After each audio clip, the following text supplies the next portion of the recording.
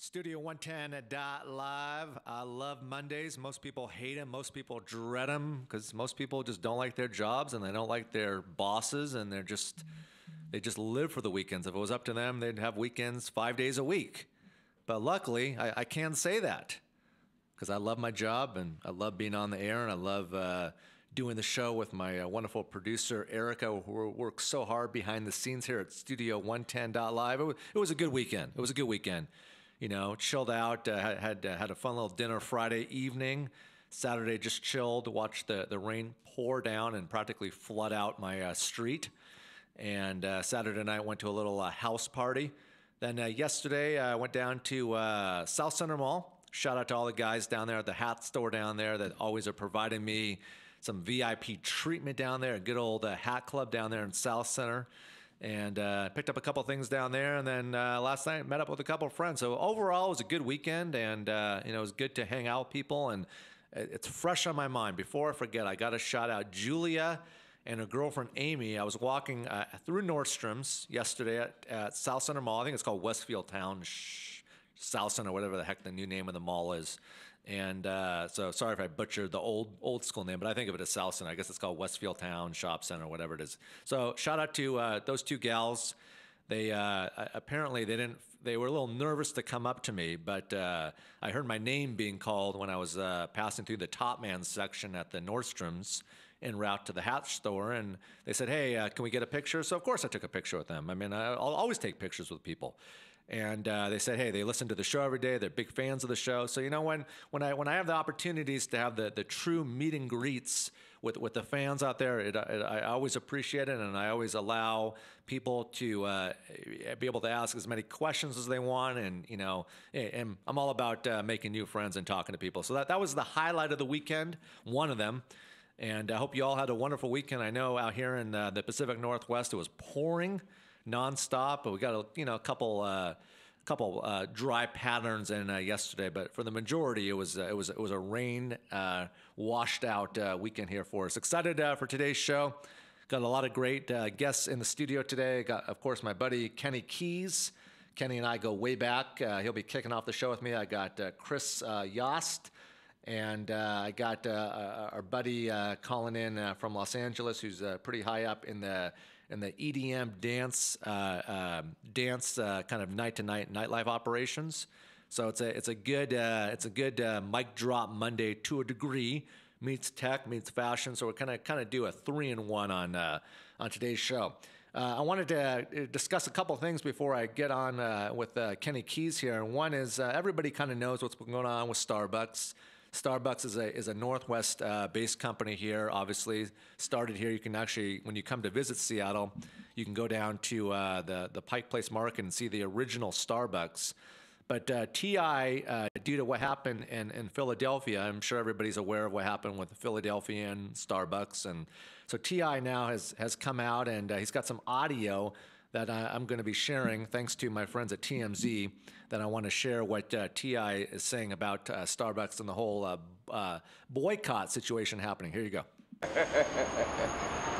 What about it? We should boycott Starbucks, right?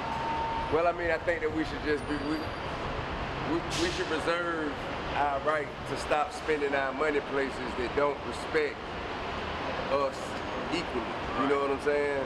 I think that until they have, made some progressive steps to let us know how they plan on rectifying the situation, I don't see no other answer. You know what I'm saying? Right. I think that if there's one thing that America has shown us, there's only two ways that you can get their attention: the loss of life and the loss of finances.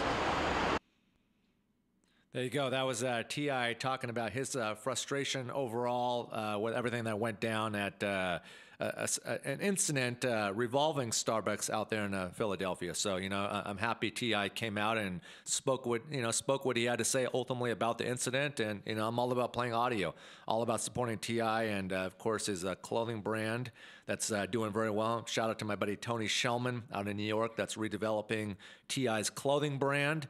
And, hey, like I said, I mean, I always like to get these artists on and kind of give and hear their opinions on these national big matters here.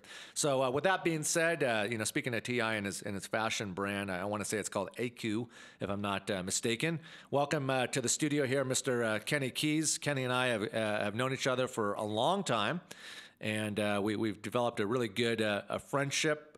He's always someone that I go to, when I have questions and thoughts and opinions on kind of the Seattle nightlife scene, as well as fashion. I mean, you and I have spent a lot of time chowing down on the iconic Dirty Harry special at the Nordstrom's Cafe in downtown Seattle. By the way, it's not even on the menu, and I'm sure you're aware of this because they always laugh when I go in there. And I ask for the kids' child grilled cheese sandwich. I mean, it fills me up, and I know you've carried on the tradition to get you get an orange juice, apple juice, lemonade. You get a bowl of fruit, you get a tomato soup, and you get a real good-sized grilled cheese sandwich for like $7. Mm-hmm.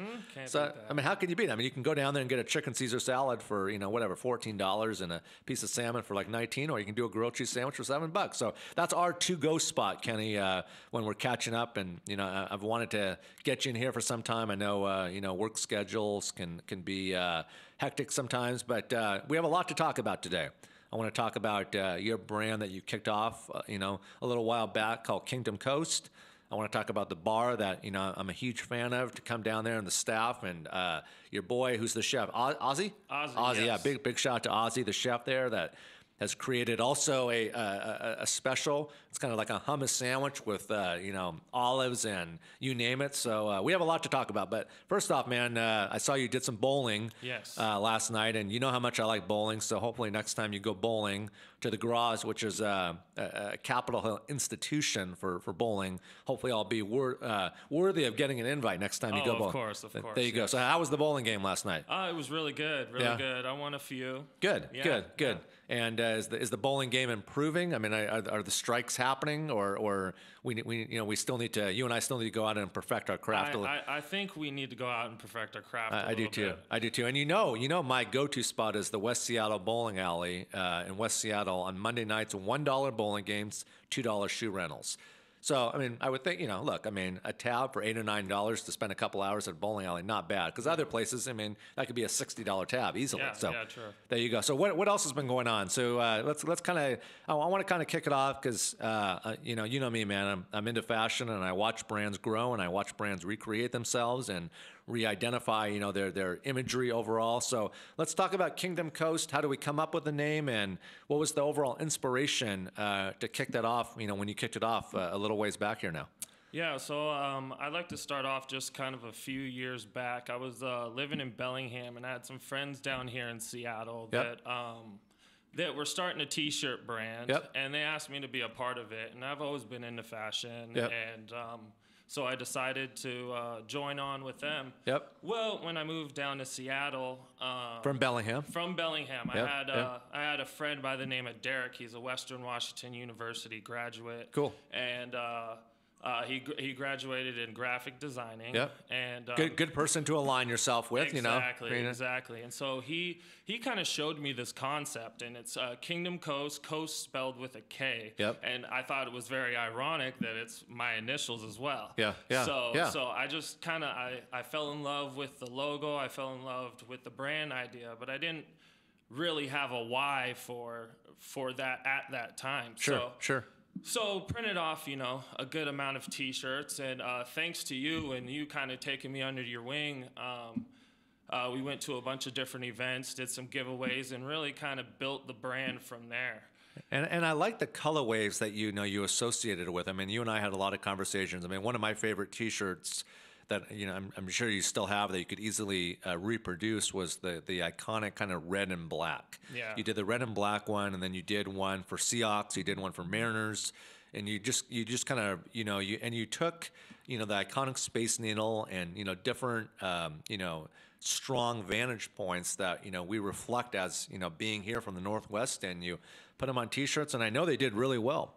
So, and T-shirts are the way to kick off a brand. I mean, a lot of people do T-shirts and hoodies, and then they'll kind of, sometimes kind of go back to the drawing board and figure out how they want to, implement and reshape the patterns overall for the look. So, and then, before we kind of get to the next point here, you invested in, you take it so seriously, Kenny, where you invested a small T-shirt, press and everything that now you can be making, T-shirts literally from the comfort of your house. Yes, yes, and that was kind of a big goal. Sometimes working with, other printers and other people and kind of working with their time schedule. You have to wait for it, and it's another cost and shipping and everything. Yeah. So, and you don't have really the creative control ultimately to do what you want. So, I spent a lot of time educating myself through like screen printing classes, downtown Seattle. I mean, YouTube tutorials, pretty much. And that's how people learn today. Yeah. I mean, like I've seen people practically remodel a kitchen just by going on YouTube. I mean, it's literally, it can save you so much money too. Yeah, for sure. So it just was a long time just, educating myself on the whole process of doing that. Yep.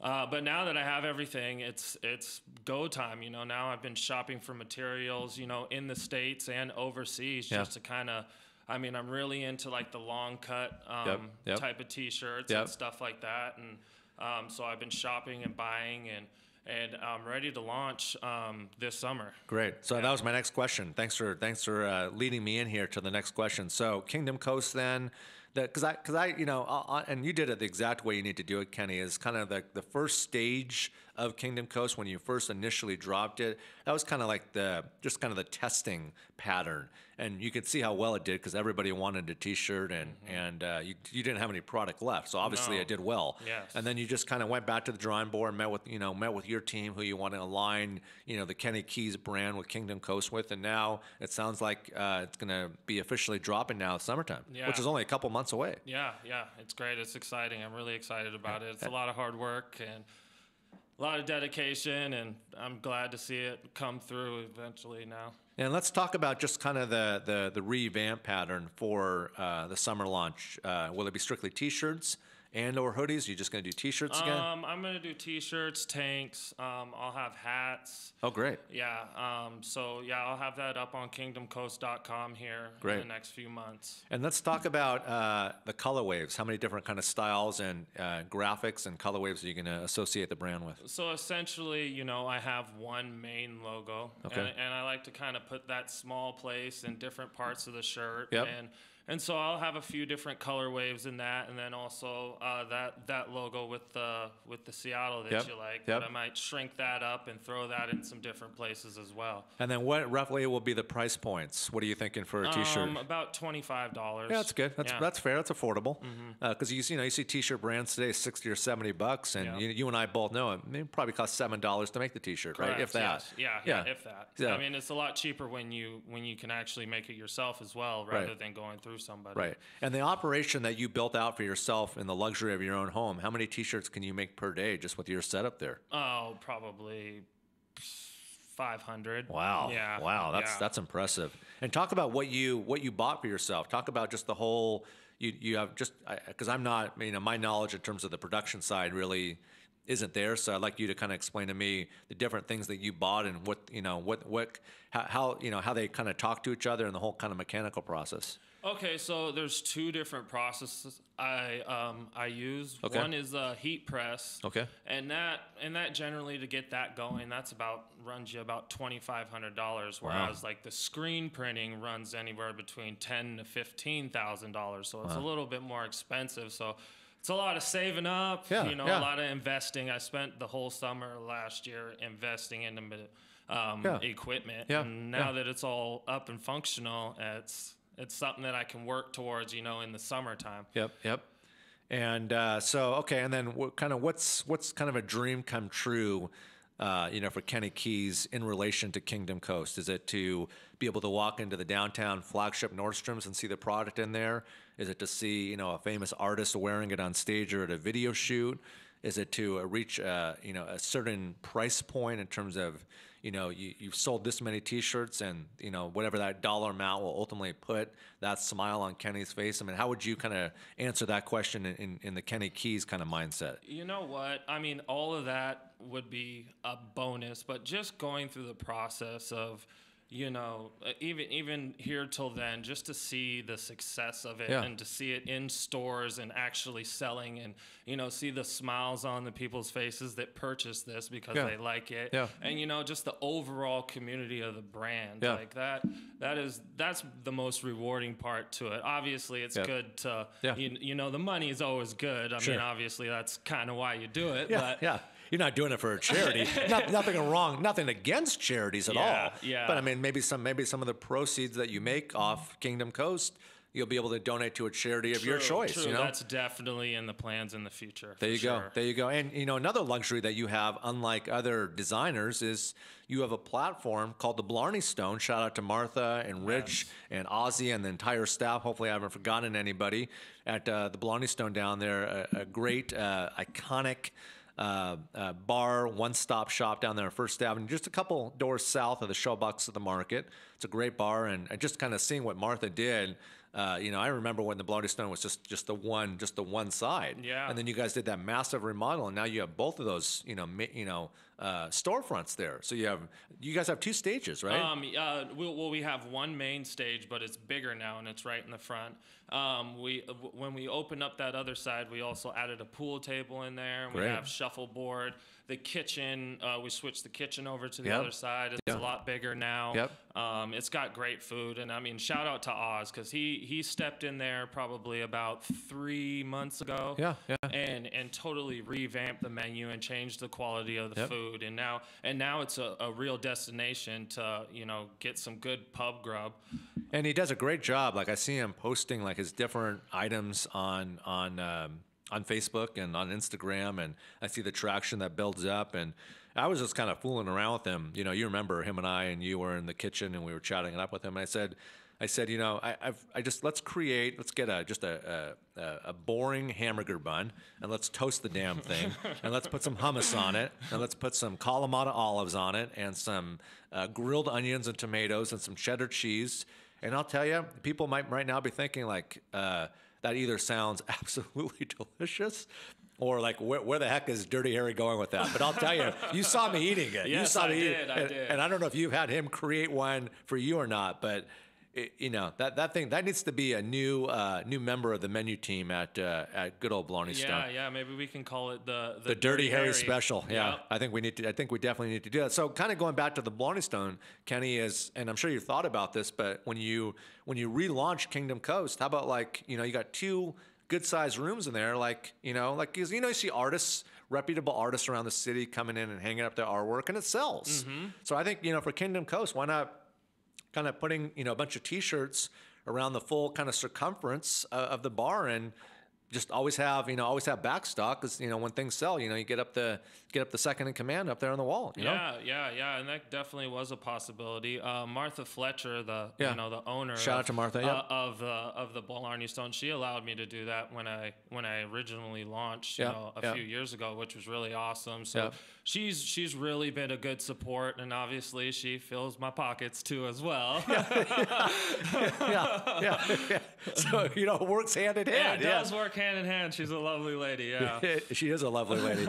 We've done a lot of great events there. You and I did some time ago when I was at the former radio station. We did what did we call it? Was it Ladies' Night or Industry Night? Yeah. It was Ladies' Night. It was a Ladies' Night. It was a strong night. We did it for a long time, and I remember I brought Robert Turbin down there from the Seahawks and other players down there, and it was a good night.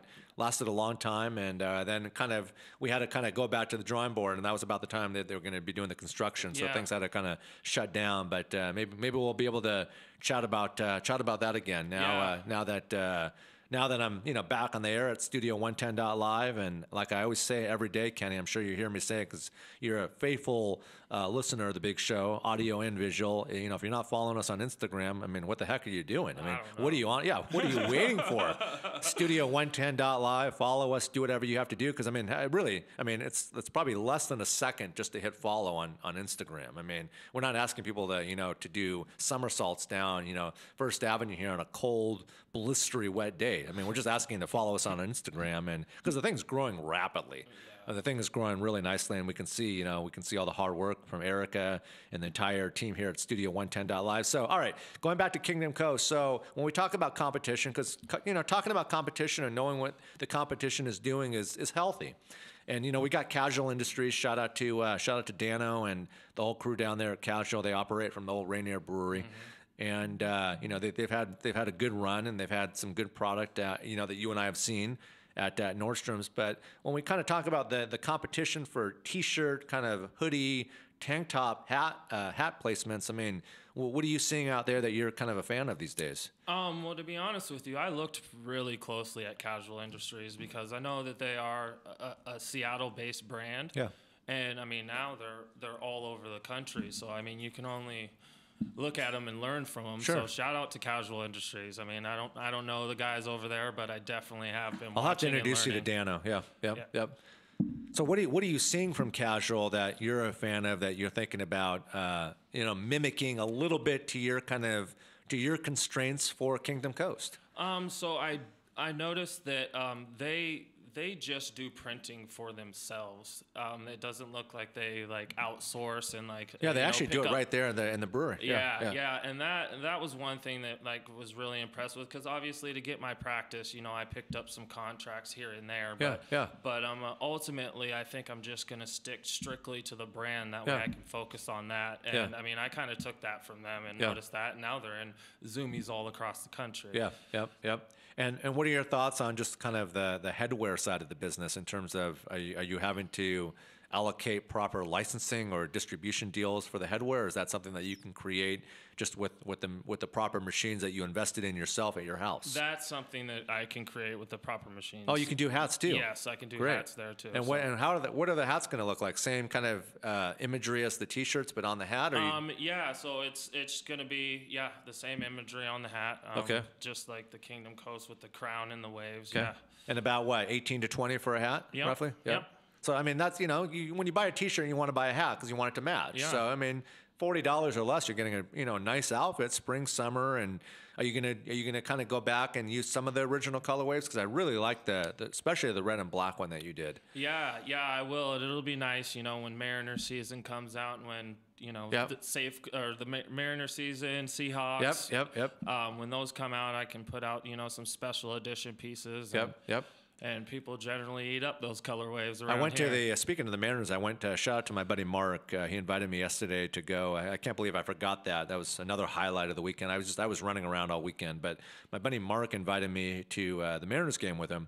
Him and I go back. We met back in Scottsdale, Arizona, when he lived down there, and he wasn't joking when he said that his seats were like 4 rows up from the dugout. So I could literally hear Robinson Cano, coming in and out of the dugout, talking to family members there, and King Felix, and you could, there was obviously, and I'm happy there was the netting, so the ball doesn't smack you in the face and break your forehead. I had the same experience on Friday. You went? Yeah. We went Friday when they got back here, so that was a lot of fun. Where did you sit? You sat down there? You sat loud? Yeah. We were down behind home plate. In the Diamond Club? Yep. Oh, nice. How did you score Diamond Club seats? Oh no, so it was the row right after the Diamond Club. Okay. I did not score Diamond Club seats. Well, because with Diamond Club, I know what the whole rule of Diamond Club is: you fast 2 days before, so you can experience, what a real true king eats. Yes. I mean, the buffets are, they say, I've never gone on a cruise, but they say the buffets on cruises are nice. I've had a couple of opportunities to sit in Diamond Club, and some of the best, truly some of the best food I've ever devoured in my life. I mean, the salmon, I'll never forget the barbecued salmon that they had down there, and it was absolutely delicious. Who did they play on Friday? They played the Oakland A's on Oakland Friday. A's. Yeah, because we were there. We lost yesterday, but it was tribute to Jackie Robinson. So a lot of they had the old school kind of jerseys on, jerseys and the whole kind of get up gear on. So it was good. It was good to be out there. The roof was open for the beginning, and then they closed the roof. I think I want to say in the 6th inning, but it was a long time. The last time I was actually at a Mariners game was when I was broadcasting live from there, hosting the Jumbotron. like the Mariners. In fact, I think you came down for a few of those occasions where the Mariners crew. Shout out to Greg and Kevin and everybody at the Mariners organization that allowed me to go down there and broadcast and have the camera crews follow me around, and they put me on like the jumbotron. So that was a really good experience. Let's kind of transition now into kind of, we talked about Kingdom Coast, we talked about casual industries and the kind of quote unquote how they kind of mash up, as well as they do. In terms of other brands that you're a fan of out there on the fashion tip side, what are some other brands that you're liking? So I do a lot of shopping at Zara downtown Seattle. It sounds like we have a phone ringing. I don't know whose phone that is. I do not know either. I know it's not yours or mine, No. but we'll have to ask Erica when she gets back. There's a phone ringing here in the studio that I don't know why it's ringing, but we'll try to get our staff here to fix that. It's not your phone. It's not my phone. Do you see any other phones in here? I don't see any other phones. I do not. I don't know. So so go back to what you were saying there. So actually, you were the one that showed me this store a number of years back, Zara down in Westlake, and I tend to get probably about 90% of my clothes there. I mean, it's a lot of stuff that's come fresh off of the runway that they kind of recreate, and it's still really, really good quality, but it's a little bit more affordable than walking into one of these high-end clothing stores and spending $150 on a shirt. You can get the same shirt, the same version, and just recreated there. So I tend to do a lot of my shopping there, and that's where I get a lot of my ideas. I'm a little bit taller, so I like the slim fit, longer cut shirts. And that's what I'll be doing with Kingdom Coast as well. Kind of doing some of that European fashion. Type of thing with that. And speaking of Zara, I like to go in there. I like to go in there every couple of weeks. Sometimes I even go in there every weekend because I know Thursdays are the day that they reconfigure their flooring, stages and setups and the whole process that they go through. And I'll never. I mean, I'm a big fan of Zara. I've been a big fan of Zara before there was even a Zara here. I would go up to the Vancouver, BC store. I would go to their stores all over New York City. And I'm just seeing what's currently on the floor. I'm not, and this is just my own personal humble opinion, Kenny, and I want to kind of get your thoughts, but I'm not seeing a lot that I'm personally a fan of at the moment. You and I, their blazers fit us like the way a blazer should fit. They're not baggy. They're fitted blazers, and then a lot of the leather jackets are super on point. So I'm hoping that I see more of pieces like that you and I would rock and wear.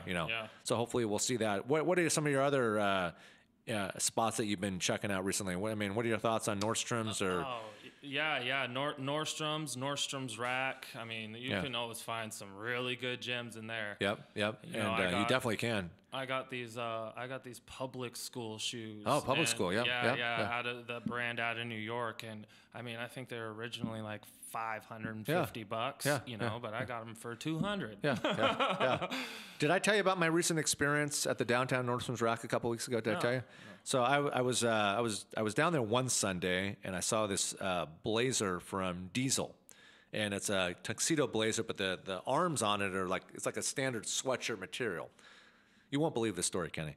So I didn't buy it. I came back 1 week later. The following Sunday, I came back, and the blazer was still sitting there.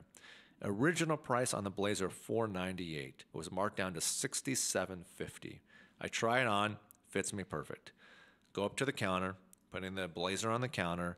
The gal looks at the blazer, and then she looks at me, and she's got this just glowing smile. And I'm thinking, do I have a spot on my jacket or shirt? Is there something just out of the ordinary that's worth? Because I'll laugh at myself. I don't take myself that seriously. And she said, no. Have you looked at the screen that sits on the counter? Where you put your credit card in? And I look at it. And I have to give it 2 or 3 takes because I wasn't even sure. I couldn't even process what I was seeing. It was a $500 blazer, and it says 0.01. So I look at her and I say, "Is this blazer really $1 penny?" And I said, "How in the world could this be happening?" She said, "Well, it's rare. but they have what they call penny items. And what a penny item is they have to, these items are supposed to be taken off the floor, and they go to their Phoenix store. And the Phoenix store is called the Last Chance store. It's in Phoenix, Arizona. There's only one across the country. So I give her $1 to pay for it, and she gives me the $1 back, and she says, "Enjoy your free $500 blazer." Oh, wow. I mean, I was in my car, Kenny, and I was thinking, like, how often does someone walk out of Nordstrom's rack with a free item? It was free. Man. So I called. I totally thought I told you this, but Yeah, you normally call me when something happens like yeah. that. So I called my buddy Brendan, and he says, "You need to go buy a lottery ticket." So and you know Brendan, you know Brendan, yeah. And I didn't, but he just said like that's just luck that doesn't happen. I mean, have you ever heard, Kenny, of someone walking into the downtown Nordstrom's rack or any of the rack stores, the Factoria store, the Nordstrom store, the South Center store, and walking out with a free $500 jacket? No. But if I had to pick one person that would happen to, it'd probably be you. I mean, I haven't worn it yet to work, and believe me, the day I wear it, I'll be repeating that story again. So shout out to Nordstrom's and the rack, and it was overall it was a good experience. I want to kind of transition here. You're not going to go anywhere. We have a lot to still talk about. I want to talk about the Blarney Stone and some events that you guys have coming up, and just some drink specials and things that you do down there at Blarney Stone, because I need to get back down there. But I'm sure you heard Friday afternoon show at 3:00. I had Dawn Mostow from Dawn and Matrix in here. And speaking of fashion, I don't know if you know about her brand, Kenny, but you definitely should after this afternoon. She's made stuff for Beyonce, Katy Perry, some of the biggest artists in the world. She's a designer here from the Northwest, and you'll have an opportunity to meet her.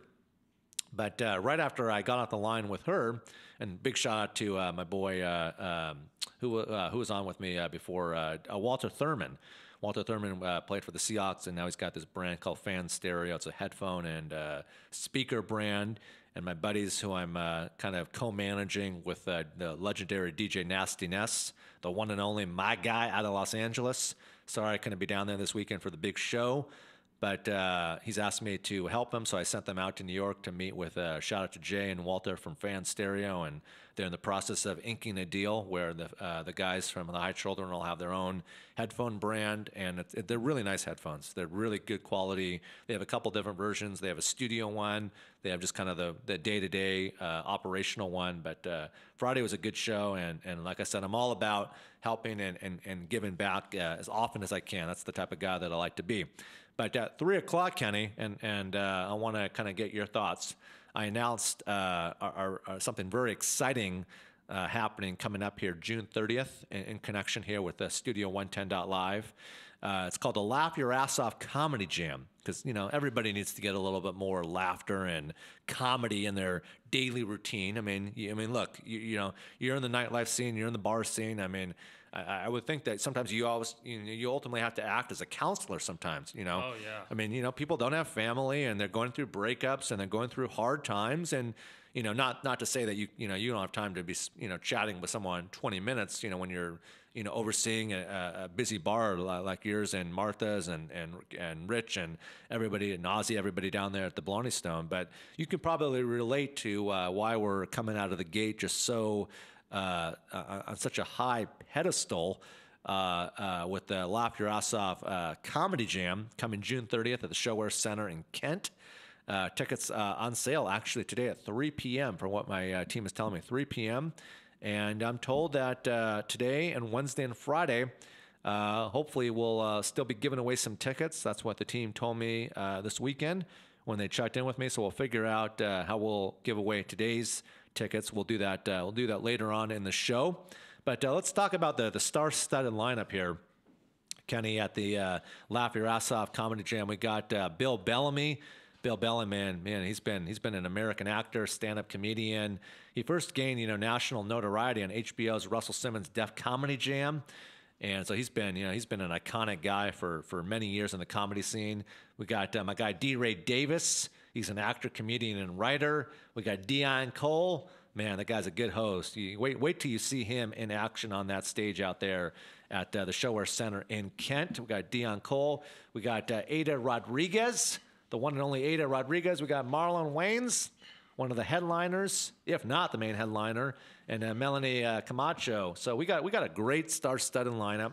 Tickets will be at a good price. So it's not like people are going to have to going to their bank accounts and really seeing if they can afford to, take their boyfriend, girlfriends, whoever they're going to bring out, whatever type of relationship you're going to bring in. It's open to everybody. That's what we do here at Studio 110.live. So June 30th, and tickets go on sale this Monday at the Showwear Center, which is today. I said this Monday again. Today is Monday. I'm making it sound like I'm Friday talking about Monday. So today, 3 p.m., and I'll allow my show producer Erica to figure out how we'll give away these pair of tickets. We'll do that, and we'll figure that out, and we'll blow these up, and we'll be giving them a couple pairs each week, and then we'll do more and more. So what do you think of the lineup, Kenny? I mean, Dion Cole, Ada Rodriguez, Bill Bellamy, D. Ray Davis, Marlon Wayans, Melanie Camacho. I mean, star-studded, if I ever say so, correct? Yeah, there's a lot of laughter involved in a show like that. I mean, you would think that we would, you would think that we would team up with like a Kleenex tissue company just to be able to wipe away the tears, from people's eyes, just because they'll be just so beyond themselves, laughing. They're laughing their asses off. I mean, that's what we provide here at Studio 110. So I'm excited that I had the opportunity, thanks to Cristiano and Pierre and Julianne and everybody here at Studio 110.live's headquarters that made this amazing event happen. It's just the first of many coming up. But let's transition here back into the overall Seattle nightlife scene. Blarney Stone, a great place to go before or after an event at Showbox at the Market. Shout out to Chad, who oversees that venue, and Showbox Soto. Had the opportunity a few weeks back to host one of the shows at Showbox Soto. That was the PNB Rock. Shout out to Taj King and Huey P. and Lil Baby. It was a great show. It was about 1,500 people in there, so it just looked packed, which is hard to do, on a night that's snowing, where it's sticking down there on First Avenue. I remember that night. Yep. So let's talk about kind of the Seattle nightlife. What's going on at Blarney Stone currently? So currently we April 27th, we have Way Too Loose. We also have a Cars tribute band June 15th and August 3rd. Okay. And then we have a guitar player by the name of Pat. He's awesome. Great. And he comes in every other Friday. We've got karaoke if you love to get on the mic and sing your heart out. Yep. It's just a great place to be, a great environment. We've got a lot of activities to do at nighttime there. It's also an awesome place to go, before a Mariners game, before the Sounders or Seahawks, because it's conveniently located just right by Pike Place Market. So it's just a hop, skip, and a jump to the stadium. Yeah, and that's convenient too. And I'm sure you've seen the success ratio step up quite a bit since you've acquired the next spot over too, correct? Yes, correct. I mean, it's jam-packed there almost every night. There you go. So shout out to everybody at the Blarney Stone and everybody that works so hard down there to make it a great bar and a happy place. Everybody always walks out with great experiences when they go to the Blarney Stone. And I know Martha and you and the entire team down there work hard to definitely make sure that the menu is looking super on point, and you brought in Ozzy, who's a top-notch chef here in Seattle. So if you can hang out with me for a little while, I want to welcome in our the next guest here to the big show today, Studio 110.live, Dirty Harry. We're on it Monday through Friday, 1 to 3 Pacific Standard Time. If you're not following us on our Instagram, you better do so. Better do so quickly, because you can see some fun videos up there with Sir Mix-a-Lot and I, and the Macklemore shopping spree at Barney's, and we got a lot of entertaining things going on right now on our show's Instagram at Studio 110.live. But next up in the hot seat here in the big studio here on a Monday afternoon show, Chris Yost. Did I pronounce the name correctly there, my friend? It is Yost. Yost. That's okay. Okay. Well, I have a pattern of butchering names occasionally. That's why I almost have to have my show producer Erica put spaces in sometimes so I'm not butchering names, or put extra O's or extra S's or T's or whatever I need to do to make sure I know. So how do you pronounce your last name again? Yost. Yost. So Chris Yost. And you are a social networker influencer, and you're also a YouTube actor. Yeah. So you bring quite a bit to the table. Sometimes. That you do. If you can come a little closer here to the mic here for me. So we got a lot to talk about. First off, how was the weekend? What were the highlights and what were the lowlights? Oh man, this weekend. This whole week in general has been crazy for me. I mean, like I went and got like a huge like thing redone with myself. Like I'm like really big on like personal image, so I went and got like my teeth whitened. I went and got like my brows good and shaped up. I'm getting myself back together, you know. Good. So And now I've been told before when people have gotten their teeth whitened, it hurts, right? I mean, isn't it kind of painful after the process, or? I wouldn't say like hurts, but it's just kind of sensitive. You just don't want to put too much Okay. onto your teeth. Like you don't want to be grinding your teeth. They're like. Well, thanks for being honest, because a former coworker at the radio station had that done, and I got a phone call saying that person wasn't going to be able to make it in because they were in a dire amount of pain. And I thought, really, just to get some whitening on your teeth, you actually have to call out, that you're practically going to the ER and getting a pain medication to get your teeth whitened, for Pete's sakes. I mean, who acts like that, So I'm glad that you've cleared that for me. Oh yeah. So you got all the preppiness done then this weekend. You got the teeth whitened, and you said the eyebrows waxed. Yep. Yeah. Got. And explain to me and all the listeners out there watching and listening right now why all that was done.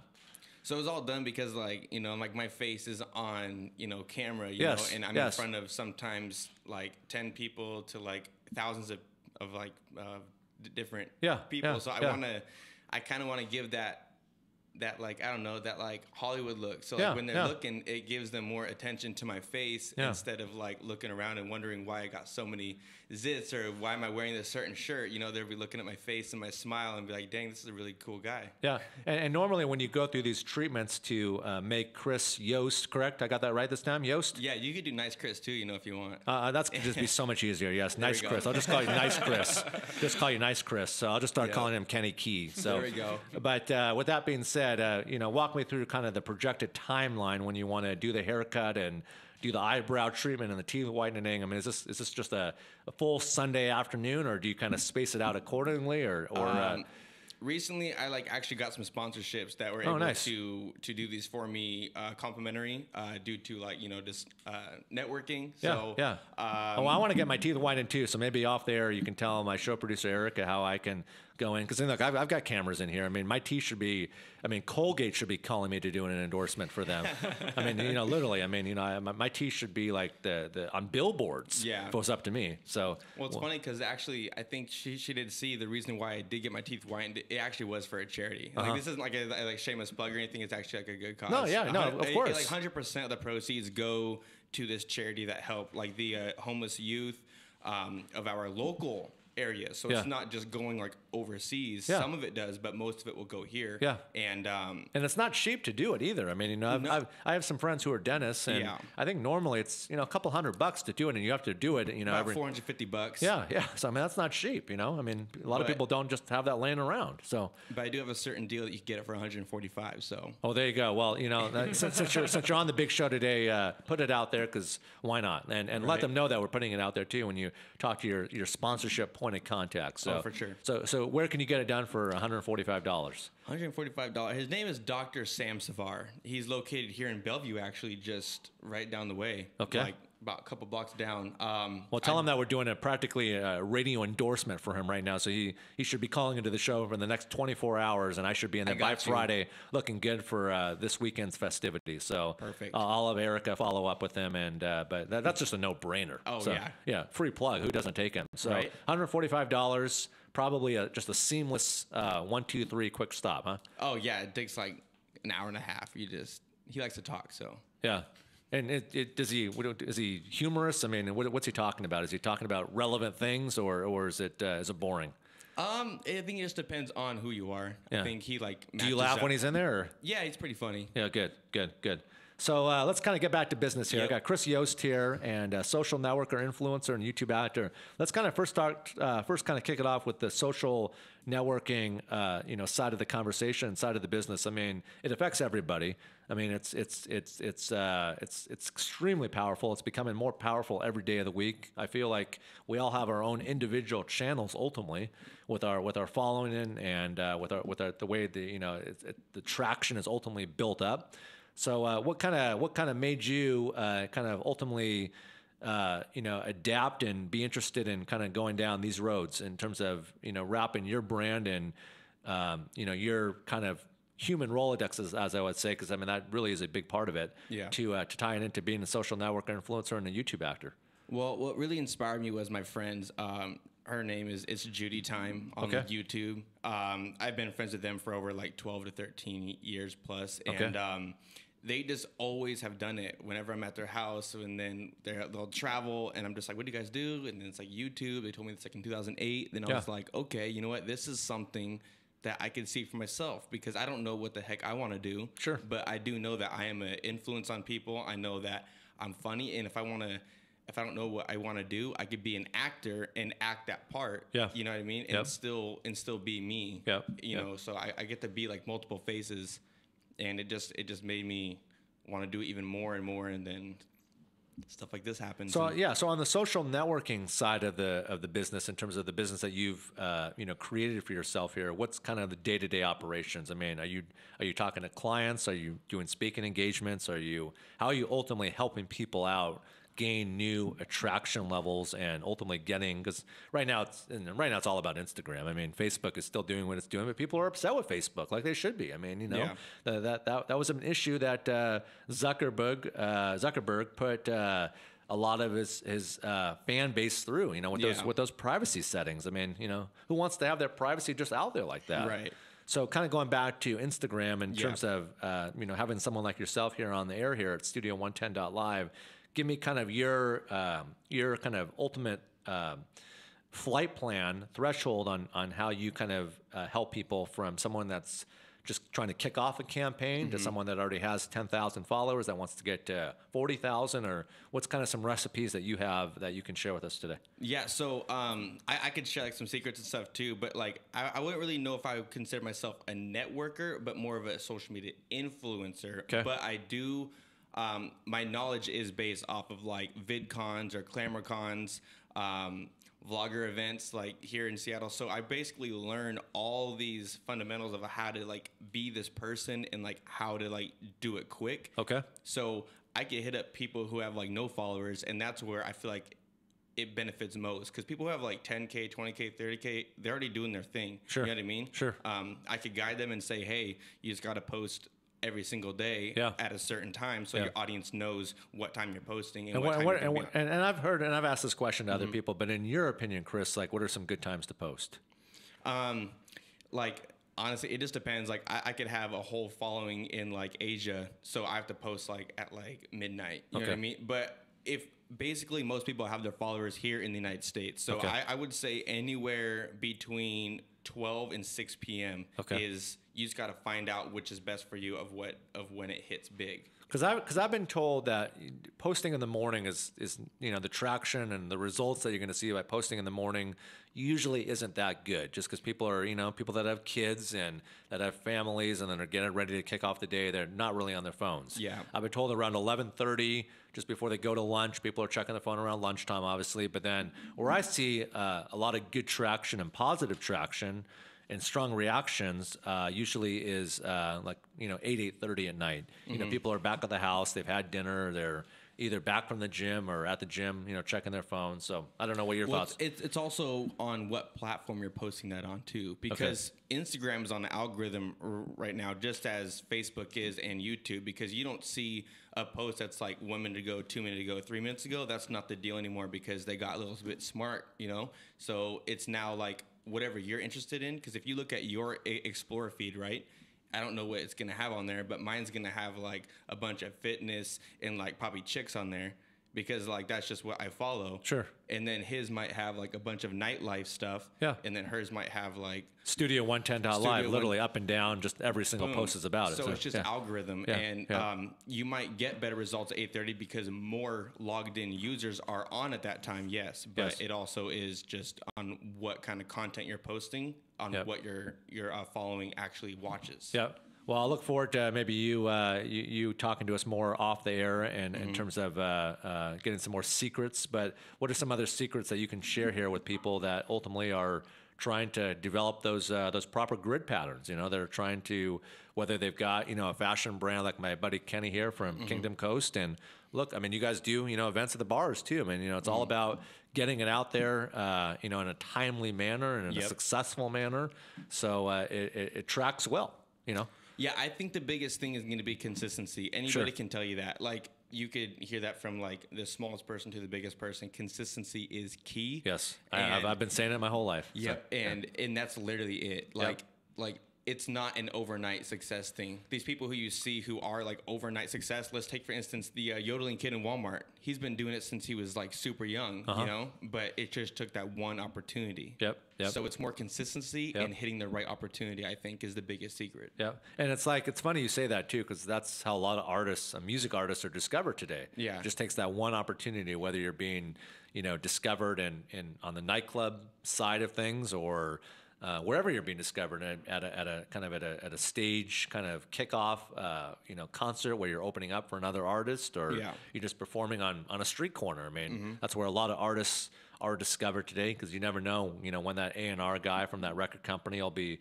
walking down the street and you get discovered, and you know, the past is the past at that point. So I like the hat. Tell me about the hat that you're wearing. The hat is my brand. You know, I go by the name Nice Chris. I have the name for like probably like 10 years now. And, you know, actually Nice is a trademark. So you can't trademark a hashtag. So I just put the word be nice. And I just wanted to, I kind of push it. So I got like some hats and shirts, but it's nothing like big. Well, I like one. And I will definitely wear it because I'm all about being nice. I mean, if you're not nice, I mean, you know, what positive pattern does it show you, or does it show who you're talking to or who you're doing business with if you're going to be a jerk or an ego, or, you know, whatever you have associated with you or your brand, or however you kind of leverage your day-to-day activities. I mean, there's nothing cool about being a jerk or you know, an a-hole. I mean, this is, exactly. You know, so I like the hat. So you have t-shirts and you're doing a whole line around this, or what? I have like tank tops, like working out or just lounging at home. I'm looking forward to do more with it. But it's just like right now, I think I got to focus more on like myself and my audience and my consistency to grow my channel. Well, I'm all about leveraging and introducing the proper people. So my buddy Kenny here, and we were talking about this before you step in the studio, he's invested into like a whole t-shirt operational system that you guys should talk about this off the air. But, you know, he makes stuff for his bar at Blarney Stone. So maybe you two could talk and you could help him produce some t-shirts and some product for it's called Be Nice. I'm changing all the time. You know, it's just like a hashtag, right? It's there's so many. So like I have like Be Nice, Stay Nice, Nice Crew, just like a bunch of different types of things that involve the word nice, just because. So Kenny, you've done a lot of research on clothing brands, and you're a creative guy. I mean, if he was coming to you and he was saying that he wants to get a bunch of t-shirts or tank tops or hats produced, I mean, what would you think would be the proper messaging? The Be Nice, Stay Humble, Stay Cool, you know, stay grounded. I mean, what would be kind of your proper ingredient? Well, I mean, I like all of those. I mean, it's always good to motivate people to, you know, be positive, be nice. So I definitely think you got a good brand idea. Yep. And actually, I have a question for you too. And we didn't really touch on this earlier, and this might be interesting for you to hear, Chris. Is well, give me just from the overall time proximity pattern, Kenny, from the time that you get the blank T-shirt out of the box in terms of until it's completely made and all the processes that it goes through. How long does it take to just make one T-shirt? Oh, it's not very long, to be honest with you. It just depends how many that need to be made, but it takes 2-3 minutes. Really, that quick? Because I would have thought the heating side of it took, you know, amount of time, and then coating the paint properly on the graphics and. True. Now, the screen printing process does take a little bit longer because you need to burn an image into the screen, which takes a little bit of time, and then you need to, like, whether it's like one color, two color, you might need to burn multiple images in the screen. So that process takes a little bit more time, but the heat press process, I mean, all you do is put the logo into a computer program, and then it'll cut it out with a vinyl cutter, and the time that it takes to heat up the heat press is probably a couple minutes, and you just stamp it and you're done. Because it was cool. I asked you this a while back, like if I, took a picture of something or another T-shirt and wanted to kind of create kind of my proper ingredients or my kind of, illustration onto a blank T-shirt. You said it's not that hard to do. No, it's not. Now, all you need is a specific type of printer to do that and the right paper, and you can heat press that right onto a shirt as well. That process is a lot easier, and for people who do want to start, a business like that and don't want to invest, $10,000 to $15,000 on the screen printing process, because not only does it cost the money, but it's not easy once you first start doing it. Yeah. Like, you're gonna mess up. It's gonna take a lot of practice, and then once you get it, you'll be fine. But like, if you wanted to start just a nice little small home-based business, I would suggest to go the heat press way, because it's easy. You get your feet wet and you kind of learn what it takes to make a garment. Because I thought it would be cool, and maybe you and I can talk about it this evening when I get off the air. But like a bright red T-shirt, like with just some funky acrylics, like maybe in a black or silver or whatever color. And I thought it'd be fun to wear around the 4th of July, and I would just say 2 words: Boom Squad. Yeah. Just, or just straight, just Boom Squad. Because when people would see a T-shirt like that, they would think maybe a few different things. They would think, like, what does Boom Squad mean? Yeah. Yeah. So, no, we can make that happen for sure. Yeah. So maybe I'll get a matching hat and T-shirt that just says Boom Squad. And people can think whatever they want, but I'd wear it around 4th of July, the festivities, because when you think of fireworks, you think of booms, loud booms. So Boom Squad, I think it could be cool. Yeah, could be a cool name of a clothing brand too. Hey, did you see that new T-shirt I got at Nordstrom's the other day? Yeah, it's this new brand called Boom Squad. So you heard it first right here. If anybody wants to copy that, I should probably get that thing copyrighted or go through the process here to call one of the lawyers to make sure no one else takes that. Boom Squad. Boom Squad. Boom Squad. I mean, do you like it? I mean, you're a clothing guy. Yeah, man. I mean, would you wear a T-shirt that says Boom Squad? Of course, especially if it's your T-shirt. There you go. I appreciate this. Chris, would you? I would, I think, yeah. I mean, be nice, Boom Squad. I mean, it kind of still has its vantage points. It's like not too much of a threat. But just be careful. Yep. So what's what are some current projects, Chris, that you're working on right now? Ooh, right. I think I just got done with all of them, to be honest. And let's talk about what you just did. Well, it was the eyebrow and like the teeth whitening, and then No, I understand that, but I'm saying on the YouTube actor side. Oh, YouTube actor side. I'm sure there's things that you're currently working on, and that you have things in the works. I'm actually working on like scheduling consistency. Yep. So like every Monday, Wednesday, Friday, I'm like doing my best to post at 5 p.m. knowing that like that's like okay, it's like a medium time. Yeah. So I'm just working on that. Literally, like that's all I'm like trying to focus on right now. Good. So you're staying grounded and you're staying focused, and I'm sure if you get distracted, you have someone telling you that get back to being brilliant at the basics ultimately. Yeah, I do sometimes. I mean, that's what it takes. I mean, sometimes you can get a little off kiltered, and that's what you have to do. All right, since we always have don't go anywhere, guys. Since we always have new listeners watching us and listening to the big show here at Studio 110.live, I got to talk about this big, huge announcement that we made on Friday afternoon's show. It's called the Laugh Your Ass Off Comedy Jam. It's coming to the Northwest because, I mean, look, I've seen, Kenny and you, Chris, and Erica, and I don't know who the gal here is in the back, but hello to you. I'm sure you guys have invested, your hard-working time and money in going to comedy shows, and there's nothing worse about going to a comedy show where you don't laugh. I mean, where you go to a comedy show and it's hard, but I'm not going to mention any names, but there's been some comedy shows that, I haven't necessarily been a huge fan of, but I can guarantee you right now, you won't be laughing at this comedy jam. You'll be crying because we've got Bill Bellamy, we got D. Ray Davis, we got Dion Cole, hosted by my guy, Dion Cole. We got Ada Rodriguez, we got the headliner, my guy, Marlon Wayans. We got Melanie Camacho, and it's all going down June 30th. It's at the Showwear Center in Kent. And speaking of the Showwear Center in Kent, my guy, Snoop Dogg, my guys, Migos, will be there this Saturday. And two of our guys here at Studio 110 are down at Showwear right now, having a meeting with the staff down at Showwear for me to hopefully be able to do some interviews and maybe a live show from good old Showwear Center. Every time Snoop comes here, I like to be able to spend some time with him and talk to him about, he coaches his son's football league, and he's revamping up his new clothing brand, which I've seen some pictures and it looks really good. So, and you know, the thing about Snoop Dogg is he always reinvents himself. He always reinvents himself, and people always ask me, I usually get two of the same questions. Who's your favorite artist? Who's the nicest person you ever met?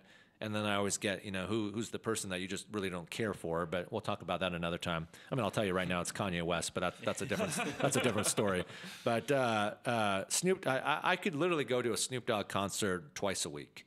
I mean, I don't know, Kenny, if you've ever seen him live in concert, or Chris, if you've ever seen him live at concert. But back in the day, unfortunately, rest in peace to his uncle, Uncle Junebug. He brought his older uncle up on stage, and the guy would be dancing, you know, side by side to Snoop on stage. And it was just, you know, he's got the Snoopadelics, which is his 12-piece band, and there's nothing like it. There's nothing like going to a live Snoop Dogg concert. I mean, he just brings that G-funk sound to the building, and it's just a feel-good show. I mean, he plays the old stuff, he plays the new stuff, and sometimes Battle Cat is up there doing his thing with him. When Battle Cat's there, then it's reached a whole different level, and DJ Battle Cat is there. And shout out to Battle Cat. I always look at my buddy every time I walk into the studio every day, and I know Erica, my show producer, and Battle Cat have been chatting about some stuff that he wants to do here on the show coming up, and he was just up here. Battle Cat was just up here, and I don't know if a lot of people know this, but when Battle Cat was up here a couple weeks ago, he was actually in the studio partially working on Dr. Dre's album. So Dr. Dre's album was being partially produced up here in Seattle. How cool is that, man? I mean, like, that's pretty dope. I've been waiting years to hear the new Dr. Dre album. So just to know that he was up here doing his thing is pretty iconic and pretty large. So once again, tickets are on sale. They go on sale today, 3 p.m.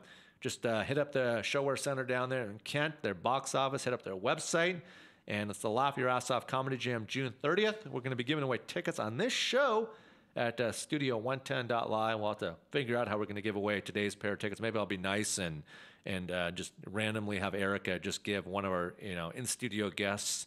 You know, we'll have to figure out who really deserves them today.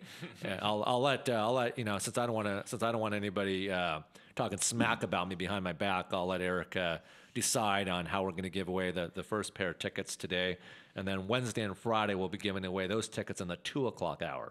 So today I thought, you know what? Today we'll make it about our in-studio guests and give away our first pair like that. But man, Bill Bellamy, D. Ray Davis, Dion Cole, Ada Rodriguez, Marlon Wayans, Melanie Camacho. I mean, when was the last time, Chris, you were at a comedy show?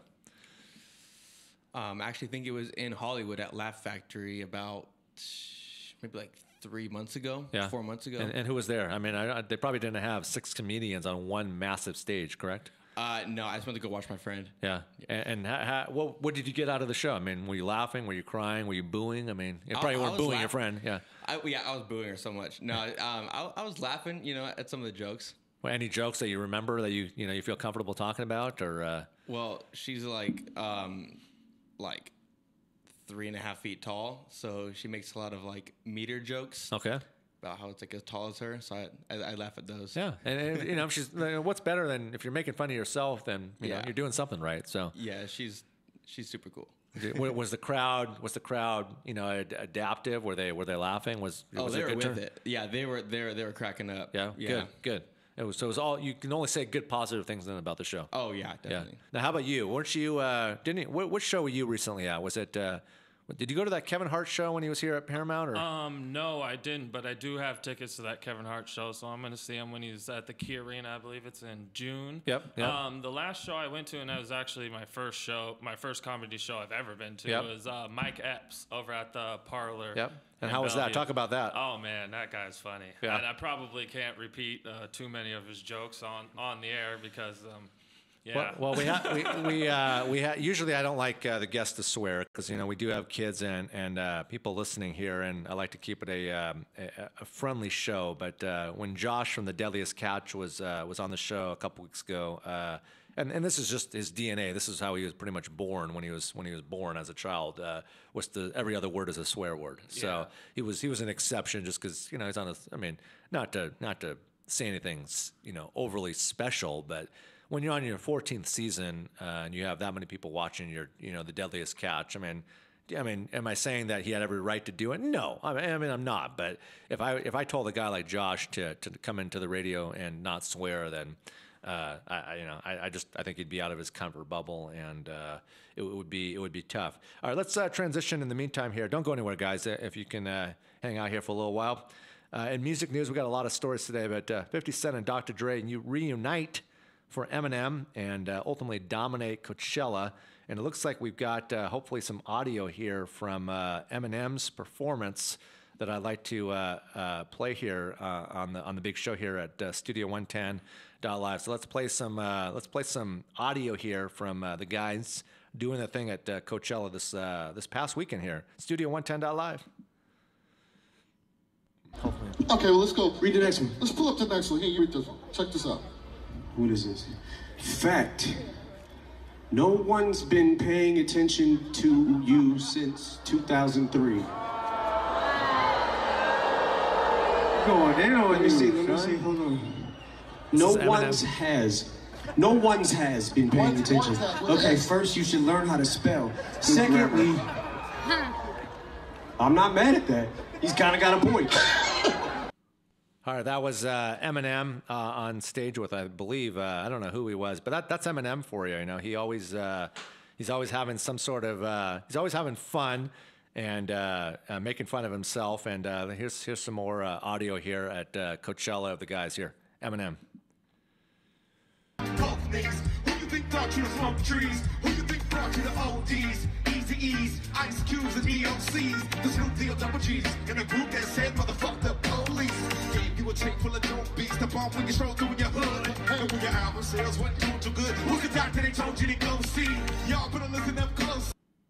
There you go. That was part of Eminem's performance at Coachella. And I always like to play audio on the show. And for people that weren't there, I had some friends that did go down, and hopefully we'll have an opportunity to speak to them about that. But that's Beyonce was there, Jay-Z was there, and let's play one more clip because it's not every day that we get to hear new Eminem material here at Studio 110.live.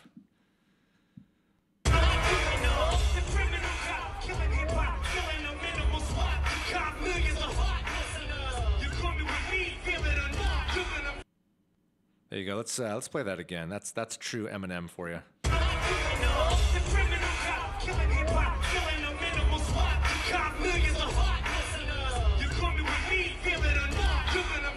There you go. Eminem right there, Studio 110.live at Coachella. And speaking of Eminem, I touched on this once, but are you guys interested to hear, before we get to the next topic of conversation, how Eminem and I truly met? Are you guys interested to hear that? Let's hear it. So Eminem and I met. He thought that he'd be an undercover cop and pound on the door at the first studio that I worked at, which was the building is still standing at 190 Queen Anne Avenue, right there on Lower Queen Anne, just above Denny Way there. I'm on the air, and I hear this loud knocking at the door, and it says, "Police, hold up." So I open up the door. I knew there was a joke going on, but there's a bunch of guys in ski masks that actually say police on them. And he says, "Get on the ground face first."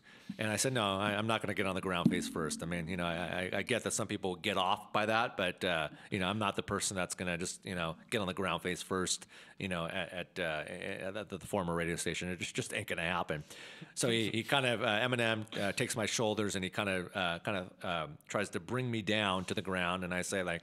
I'm laughing, and they thought it was the funniest joke ever. They thought this was the funniest thing that could have ever happened. The whole staff was in on it.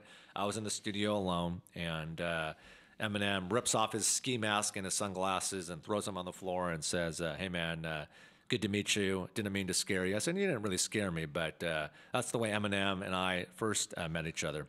And Nice. I ran into him a few years later at the Billboard Music Awards at the MGM Grand in Las Vegas, and I asked him, "Do you remember that afternoon?" He said, "Of course I remember that afternoon." He says, he's got a good memory, and one of the common questions that I get about Eminem is people ask, "Well, is he really an angry, super reserved, type of person?"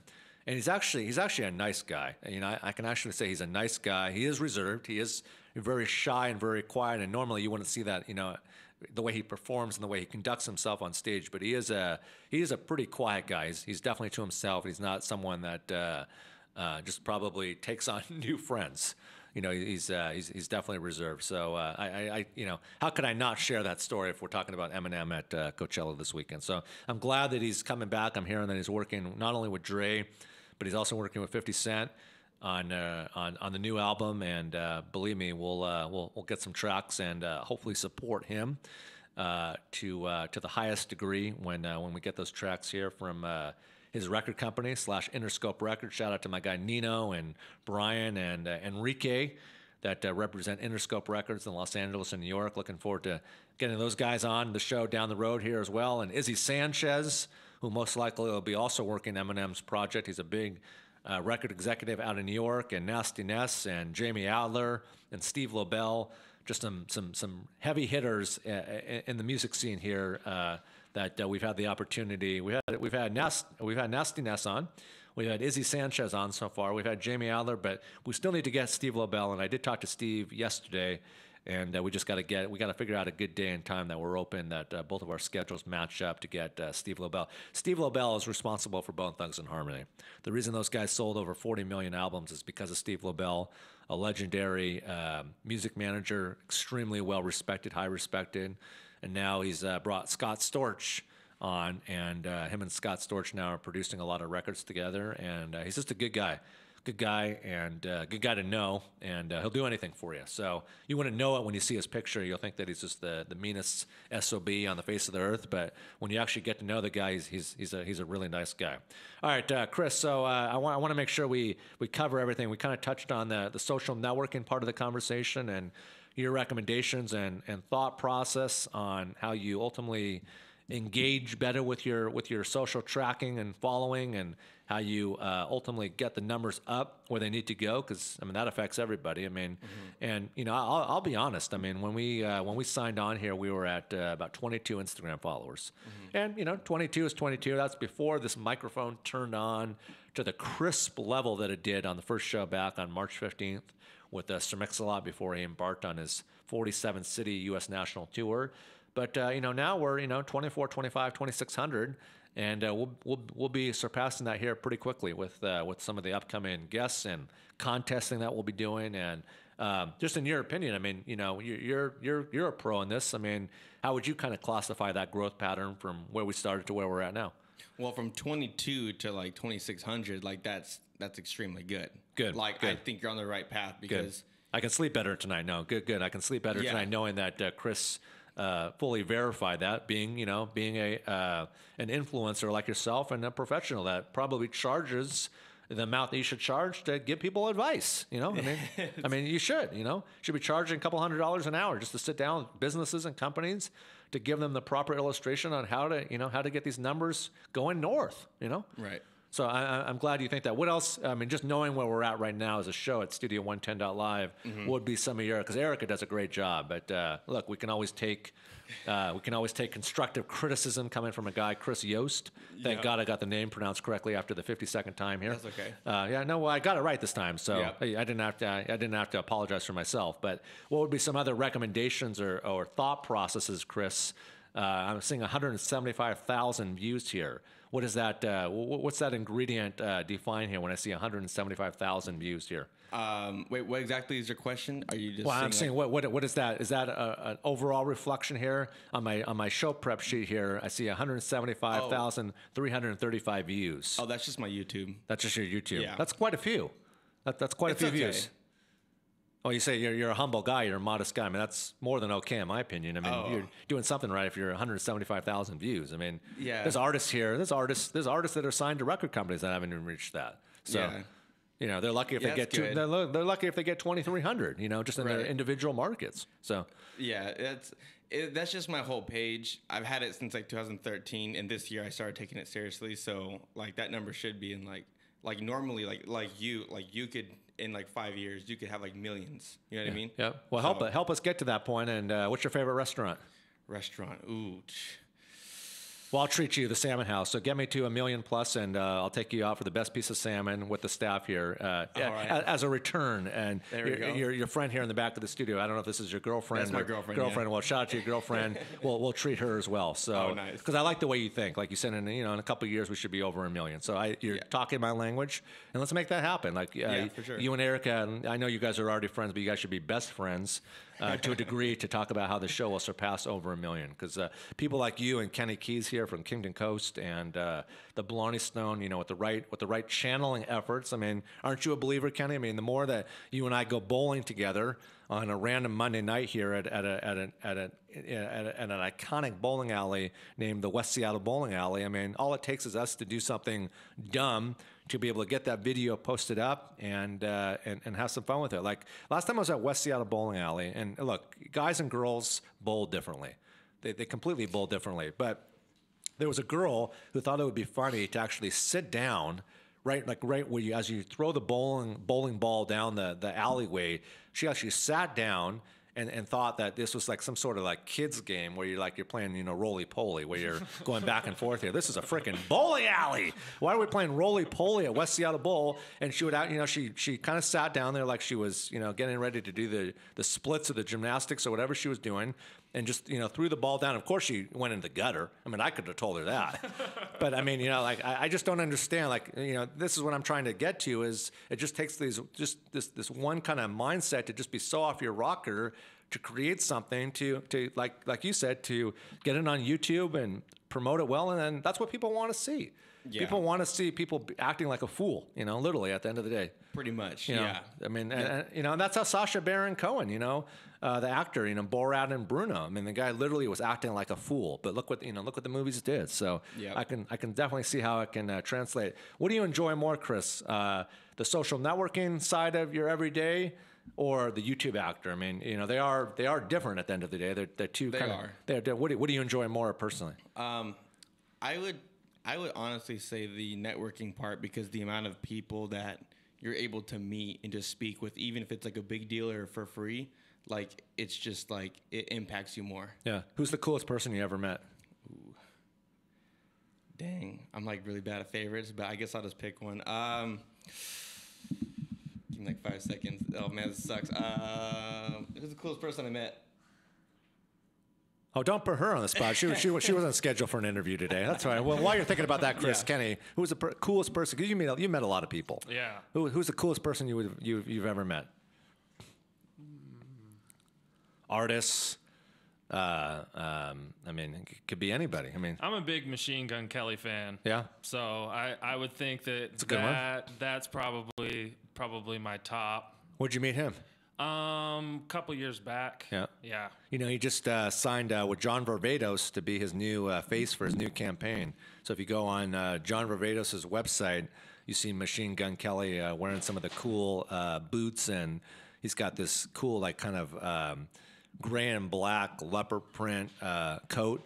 In fact, you and I saw a similar one in Zara, by the way. Remember that one I showed you? You might have one, don't you? I do. I definitely do. And I almost wore it this weekend, actually. But I could have worn it. I mean, it is a wool coat, but it is spring. But, you know, no one in fashion goes by that anymore. I mean, if it's a cold spring afternoon, you can still pull out the wool. I mean, you know, like I said, I know there's rules of thumb that you don't wear white, you know, after a certain day, you know, the year, and, you know, you wear it, but I don't believe in that. So I do what I want. Do you remember now who it is, or Bill Clinton or Barack Obama, or who?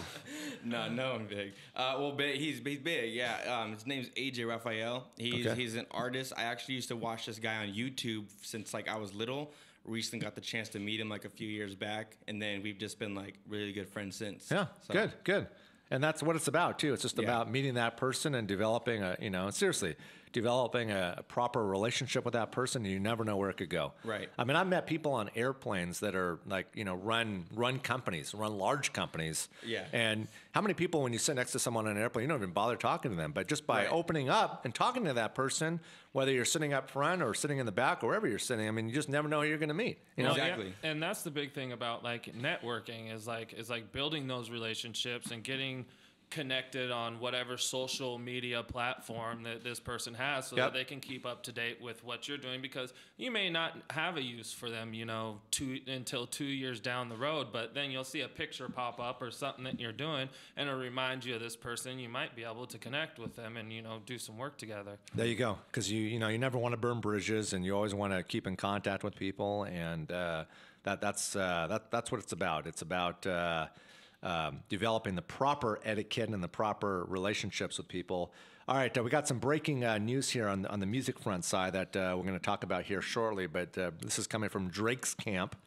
Drake announces new album title and release date. We've got a lot of Drake fans out here. Drake is a great guy. I had the opportunity to meet Drake and actually also meet his mother.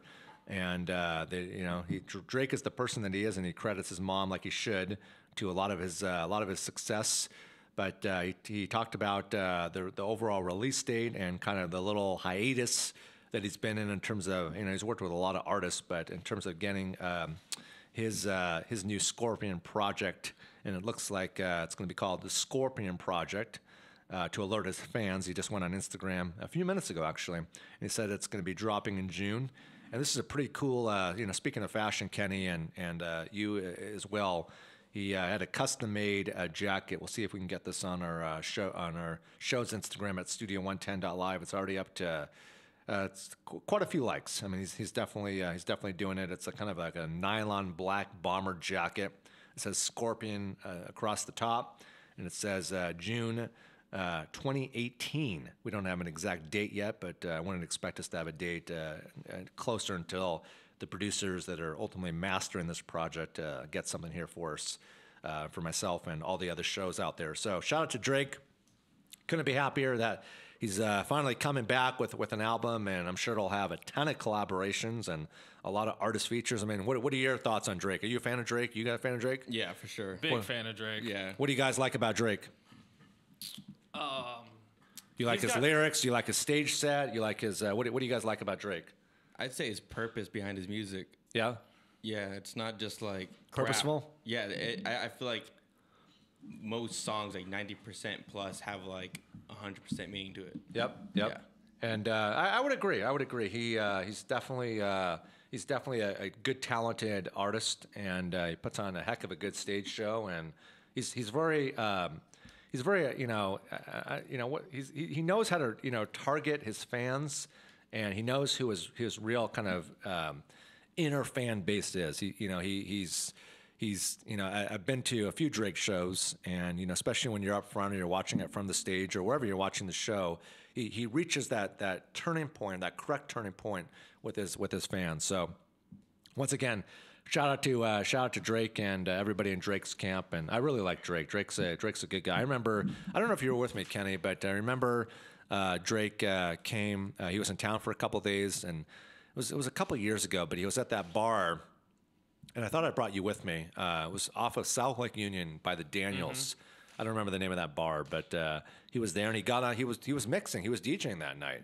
So you got to see another side of Drake that usually you don't get to see. So well, and that's the cool thing is he has so many different sides to him, and he may come out with a track and you may hear it and not like it originally, right. But like after a while, like every track that he comes out with pretty much grows on you, and he's so diverse with what he puts out. Yep. So let's. I know you got to get going, Kenny, and I appreciate you coming in today. But just kind of give me the rundown again of events coming up at the Blarney Stone, if you don't mind. Just some of your weekly festivities that happen down at the Blarney Stone, and just some of the different kind of specials that you offer to your clientele, if you don't mind. So we do happy hour every day from 4 to 7. It's $1 off well drinks and $1 off our drafts. We also have a special happy hour menu made by Chef Oz, so it's going to be delicious. Again, we have the Way Too Loose in April 27th, and then we have a Cars tribute band June 15th and August 3rd. We also have Pat, the guitar player that comes every other Friday. So I think that is about it. And what are your recommendations? One of the last questions I have for Kenny is a lot of people, want to learn the craft of being a bartender, and there's so many drinks that you have to learn and so many patterns and so many grids that you have to be able to have the knowledge. How long did it take you, and what are your recommendations for an up-and-coming bartender to be able to learn and be able to adapt properly to, work at a bar like the Blarney Stone? The first thing you should start out with is either serving or bar backing, and that's generally how you get a good idea of the basic drinks. But one thing that I do suggest is just the service. Like, you want to pay attention to people. You want to greet them. You deal with so many different types of people a day, and you want to figure out how you can serve them correctly. Yeah. And I'm sure the tips aren't bad too on a busy night. I'm sure you're walking away with some good tips. No. Yeah, it's definitely a good little money maker. It's in the heart of downtown Seattle, so we have a lot of foot traffic, a lot of tourists, and we get pretty busy. And you get a lot of the crowds that are coming in before and after the Showbox shows. Yes, before and after the Showbox shows, Seahawks, Sounders. They actually have that big Norwegian cruise ship that's going to be doing Alaska cruises from Seattle, or Alaska cruises from Seattle. So we got a ton of people all over the world that fly in to get on this cruise ship and go up to Alaska. So, and then the conventions, concerts at the Showbox. I mean, it's just a really busy time to be in the heart of downtown Seattle. And what's your favorite thing to order on the food menu when you're hungry? I'm going to have to say those Irish entrees, the bangers and mash. The bangers and mash, I like that. Yeah, the shepherd's pie. I mean, everything is really, really good on the menu. It just depends what type of day it is. Do you ever have Ozzy, same thing. Do you ever have him make him... have him construct the Dirty Harry special, which is just a hummus sandwich ultimately? You know what? I haven't tried that, but I will tomorrow. Well, hopefully, maybe one day he'll surprise me and bring one in with you, because that actually sounds really good right now. So maybe even this evening I'll stop by. You probably won't be there. When are you there? When can people see the man Kenny Keys, doing his magic behind the bar? What days are you there? I am generally there Tuesday through Friday. Okay. We open at 11:30, and I'm there till 6. So there you go. Stop by and say hi. I will, and I'll stop by, and we'll get other people to stop by. Maybe we'll make it a Studio 110 outing to come down there. And you know me, I know I'm not much of a drinker, but I'll always take a good lemonade or cranberry juice. So I got you, man. Keep it nice and boring. So I appreciate you coming into the show today, and Erica will walk you out here, and I'll finish up talking to Chris, because Chris and I have a few more things to talk about, because he was talking my language earlier. Not to say that you've changed your craft here, That's but okay. I'm still interested to. I'm always trying to be as understandable and as knowledgeable as I can on the social networking platform that ideally affects everybody. And I've seen, there's one thing about Chris. There's one thing about just posting a picture. And there's another thing about posting like a 25 to 30 second video. And I see, I can see, when Sir Mix-a-Lot was down here, him and I hosted a really funny video that you can see on Studio110.live's Instagram page. But your thought process on just kind of the proper ingredients and the proper understanding and the leverage and the depth that you can see when you do a picture versus a video. 100% video.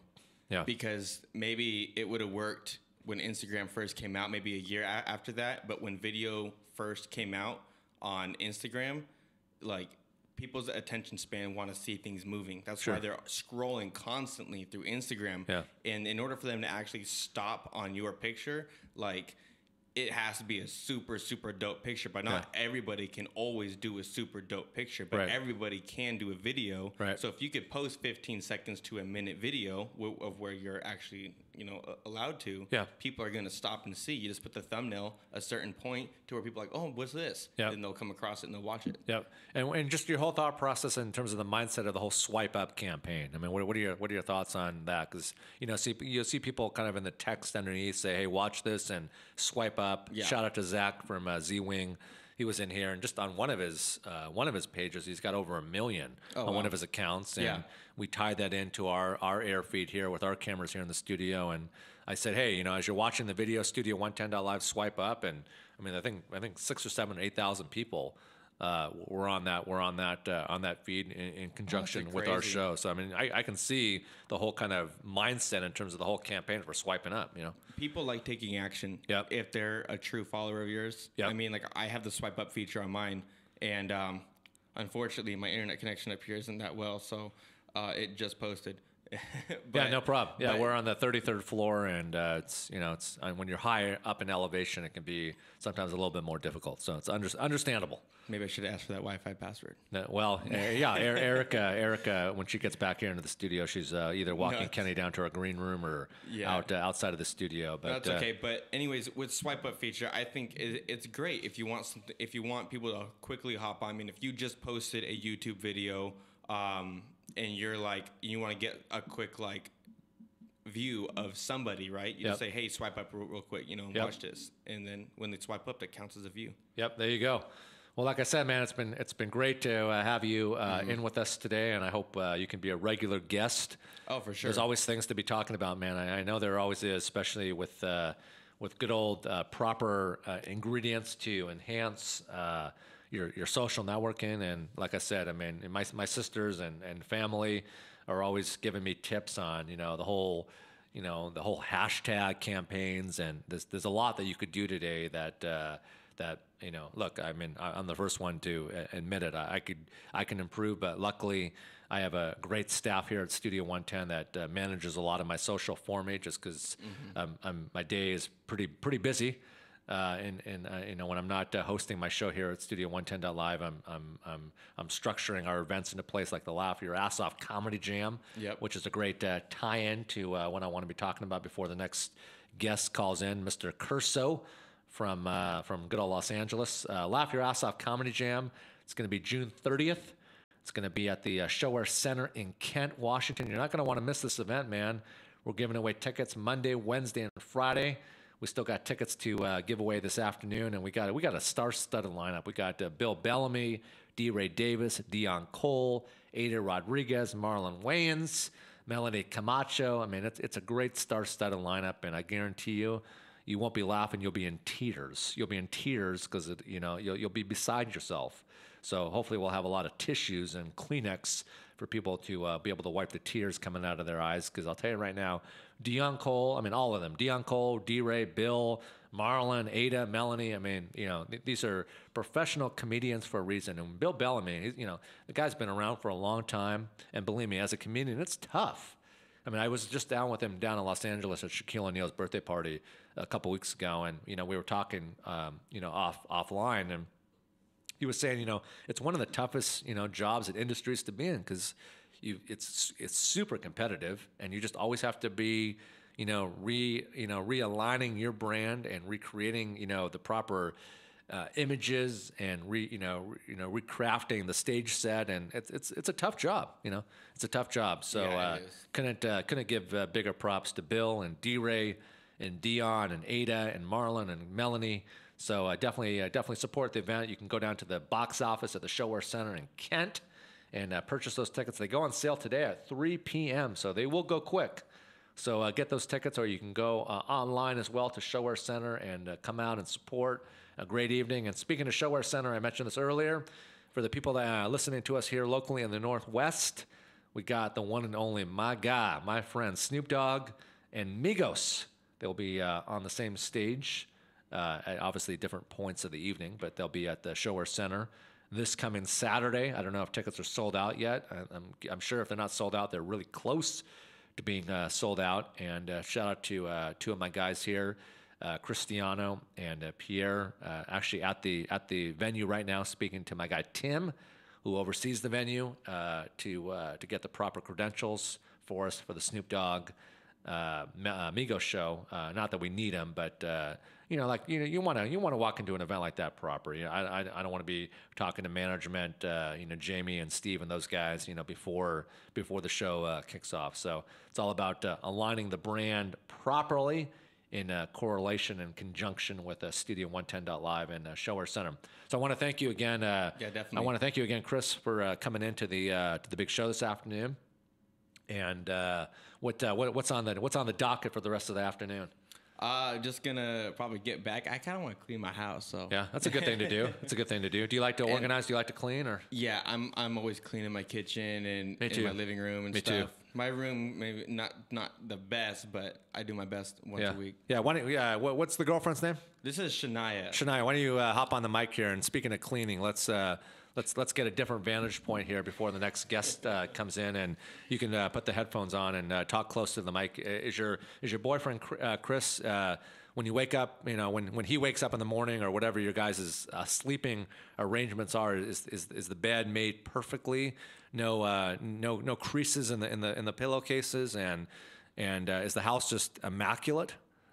The house is clean. Just his room could use some work. So picking up the shoes, or what could use some work? Because look, this is another thing that affects everybody. Some people are more organized than others, and some people just need the proper tips and etiquette to having a clean foundation. I mean, it's something that's always been very important to me. But I sometimes I enjoy when I'm invited over to friends' houses for dinner or get-togethers. I'll take it upon myself to just start organizing. I mean, I'm no cleaning magician, but I will. I don't like just seeing a dirty table. Like if the dishes need to be taken off the table and brought into the kitchen, I do it. Yeah. I mean, that's just my style. Yeah, I agree. And it's and it sounds like you're about that pattern.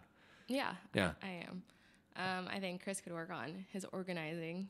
I think he's always we all could. Things. We all could. Okay, I'm really good at organizing. Just gonna make that clear. But when she's over, I guess when I'm not there, he is. So when your girlfriend is there, the place, the bedroom or the household in general looks a lot different versus when when. My living room and my kitchen and my bathroom, I always make sure is 100% clean. My bedroom, I won't. Well, one second. We got to hold that thought here. We got to hold that thought because we have our next guest here calling in. Hello, Studio 110.live. Do I got my guy from Los Angeles on the line with me? Hey, Harris. Yeah, it's Kuroshe. I'm on the line. How are you? Good, man. How's it going today? Good. Sorry, it's just been a little crazy. We got Coachella stuff this past weekend, and everyone just got back today, so we got hit with a whirlwind of emails. No problem. Were you actually at Coachella? No, I was not. I actually, unfortunately, was not there this weekend. I'm actually thinking about going this upcoming weekend, though, for weekend 2. Yeah, I just played some audio earlier on the show of Eminem's stage performance, and I think Beyonce definitely performed this past weekend. So if you're into music, any genre of music, it's definitely the spot to be at. And there's a few of them every year: South by Southwest, Coachella, and a lot of the events that we do up here in Eastern Washington at our iconic venue called the Gorge. Yeah, no, it's definitely a great place. Beyonce brought out the rest of Destiny's Child, and they performed a little bit together, which was really cool. So, yeah, I'm excited. Coachella seems like it's been pretty crazy. The Walmart yodeling kid apparently made an appearance, too, which was interesting. Yeah, we were actually, he's still here in the studio with me. I got Chris Yost here in the studio. He's a big social networker, influencer, and YouTube actor, and we were just talking about kind of what you need to do these days to come out with just that dynamic splash, and that's definitely the water cooler talk around probably a lot of businesses and outlets today. I'm glad you brought that up. Yeah, it's definitely been interesting. I guess it's kind of cool seeing the social media trends. I guess it's one of the few, I guess you can call it a meme that kind of went viral, and that the dude actually kind of has a little bit of talent, because yodeling isn't exactly an easy task, I've been told. No, it's just not. It's not your normal average Sunday afternoon activity. You usually just aren't sitting around the house, twiddling your thumbs, yodeling. So, I mean. Exactly. I mean, I can see what he's doing. If you can talk a little bit louder for me, and I don't know if you're on speaker or on your phone, but you're live with us right now at Studio 110.live. If you can introduce yourself for everybody watching and listening right now, introduce yourself. I know are you currently in Los Angeles? I am currently in Los Angeles. Yeah, I live in Santa Monica, and I work in West LA, Beverly Hills. My name is Kuroshe. I work in the music industry, predominantly the electronic music scene, and I've been in the electronic music industry for just about 2.5 years now, just on a professional level. But I've been interested in this industry since I was about 15 years old. And there you go. And talk about kind of your day to day. I know you manage and you oversee a lot of DJs on your roster in Los Angeles and around Vegas and internationally too, correct? Correct. Yeah. So I mean, I'm day to day for a few different acts. The biggest one being Kenzo right now, but we also have a few other acts by the names of Bear Grylls, is a very well-known one who's on Jerry Springer, so I kind of reveal his identity in front of, I think it was like 2 to 3 million people back in 2016. And then we got Gamma, Wax Motif, and G-Duck is another one that's very notable. Has done quite a few things with Skrillex and a few other acts. And then I personally manage by myself an act by the name of Q&A, who's actually local to Seattle, and they live in the Kirkland area, so they're actually local and they're up and coming, and we're doing some big things with them as well. Nice. Well, since they're local up here in Kirkland, that's not too far from where we broadcast the show here in downtown Bellevue, here in the Pacific Northwest. Be good to get them here in the studio, especially if they're local. And we could do kind of a full-fledged interview with them. Just make sure the staff here, Erica, my show producer, is aware, and she'll get them on my show's calendar, and we'll get them here in the studio. Maybe you could even come up for that. Yeah, that would actually be really cool. I think the guys would definitely enjoy it. And I think I'm going to be in the Seattle area. Hopefully, I think it's going to be like May 12th through like the 15th, like a Friday through Tuesday. Great. To kind of visit for a show, and also my mom's birthday that weekend, so I as well say happy birthday to her as well. There you go. And what are you seeing in your kind of genre of the music business? Because there's obviously different levels and different attributes of the music business today. But in the genre that you work so hard in every day, what are you seeing and what are you excited about ultimately? I mean, there's definitely a lot kind of going on in electronic music, and it's such an ever-changing environment that it's kind of difficult to gauge what's going to blow up and what's not, and what's kind of moving in a different direction. It's really cool seeing some of these sounds being pioneered. I mean, a great example of Keizo is he's creating this rock electronic hybrid kind of sound where he's using the influences of pop punk from people like Sum 41 and My Chemical Romance and We Are Romans and a few different bands, and using that rock sound in his electronic production. So it's kind of cool because he gets in the studio and has some like recorded guitarists and drummers and stuff come in with him, and they do some like live record sessions, and then he takes that into his own personal studio and then puts a little bit of electronic vibe onto it.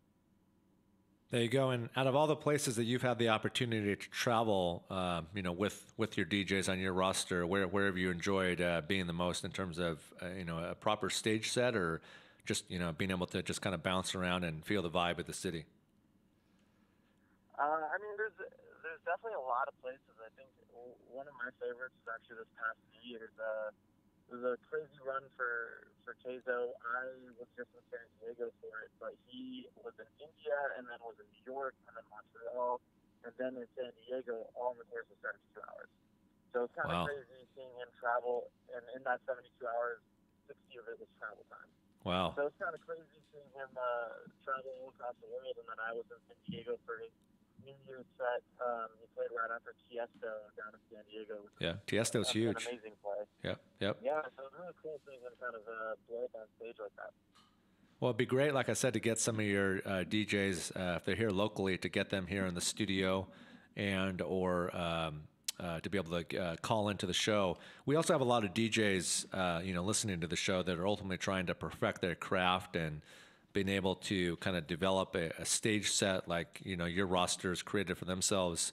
What pieces of advice would you give to up-and-coming DJs out here that are trying to get to that type of level where you are performing in India and, different parts of the country and world to ultimately perfect the overall craft?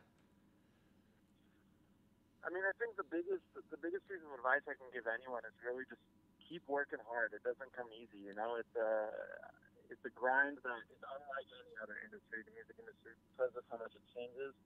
You have to stay on top of the trends. Listen to new music every day. Figure out what people are into. Figure out where the trend is kind of moving. Back in 2013, it was that big house or the big room house kind of the vibe that was kind of predominant, you know? Right. People that were blowing up like Cedric Gervais and stuff like that. Whereas now we have that like rhythm sound that's kind of taking over dubstep, you know, and it's like that old school dubstep vibe mixed with a little bit of new. Right. And then we're kind of moving back into this like a little bit of house and stuff and sounds like that. So it's the biggest thing is really just keep on top of the trends and keep working. You know, it's not something that comes easy, and it's something that you got to really, really work hard for. And as much as people say don't really do this, but I always recommend reaching out to people. You know, really reach out to other DJs, reach out to locals, reach out to people that you can connect with, and go to shows. That's one of the biggest networking opportunities you have. Yep. Go to shows and meet people. It's really a great way for you to show your music off and really get on an email with someone, and then who knows, maybe it'll be your next manager. I mean, there you go. And like, I worked very closely, you know, at the former radio station, and I'm sure you're familiar with the name DJ Scene. And you know, I've watched him, you know, grow from being a regular DJ mixer, you know, on a radio station level, like the former radio station Cube 93 here, based in Seattle, an iconic radio station that was around for many years. That was just completely, taking over the competition on rating cycles, being number one each week. And now he's a resident DJ in Las Vegas. And like you said, with, you know, some of your clients, he's traveling around the world. Yeah, it's definitely really cool seeing people come up like that. I mean, there's a few different people that are in Seattle. I mean, to give you guys, for the listeners and the viewers that are kind of there, that are DJs that are still kind of working on stuff, there's a few people in Seattle that are absolutely blowing up as well. You know, we have people like Levitate, and then we have people like AMS, and even Q&A, my own act. You know, they're Seattle local. They went to Icon Collective here in LA, and started perfecting their craft about 4 years ago. I mean, the branding itself in being a DJ is huge. And once you get the branding down, that's usually the longest process. It usually takes 3 to 4 years. Anyone from the likes of Slander or Nightmare will tell you the same thing. Is they worked on their branding for 4 years before it really kicked off. You know, it's using your Facebook page, your Instagram, your Twitter, and really kind of networking with people and getting that engagement from people that enjoy your music. You know, getting on Twitter and searching up a track that you release and seeing if anyone posted it on Twitter. And go just hit them with a like in the comments saying, "Yo, thanks for the support. I'll keep you updated on my future releases," you know, and creating that bond with people really creates a solid foundation of people that will listen to your music, which is kind of the coolest thing. And just creating just like these, I've always called them just kind of point-to-point executional, fun, crazy, witty videos, you know, 25 to 30 seconds. You smack them up on your IG, and it could be anything. It could be just kind of, you know, doing your stage set performance in your hotel room, you know, just, you know, setting up all the gear and just kind of having a little party in the hotel room before you hit the main stage. And that's what the fan base wants to see. They want to see the behind the scenes, and they want to see kind of what happens, you know, on the proper, illustration levels of you know, the hard work that goes into, you know, ultimately perfecting the craft. Because I mean, you know, being a DJ and you know, being on the management side like you are, there's a lot that goes into it on just kind of the day-to-day, operational side of the business, but just, you know, the real kind of inner struggles that have to take place that a lot of people don't see, because, you know, they're just so focused on buying the tickets to these shows and going to the shows and having a good time, and they don't see all the hard work that goes in on the back end. Exactly. I mean, and the back end is definitely something that's difficult for people to see because it's so hush-hush. I mean, that's one thing that's the fact of industry. Everyone likes to keep a lot of the things to themselves, which is very well. I mean, it makes sense because of how hard all this work to get to where we're at. But at the same time, there's things that we can share that we want to share and help out with these new up-and-comers and people that want to get into management and people that want to be some DJs. And it's an environment unlike any other. What do you think is your next kind of launching pad for you in terms of the business that you continue to develop down in Los Angeles for you and, you know, your acts, your DJs? So like, what's the next kind of path that you want to ultimately prevail to?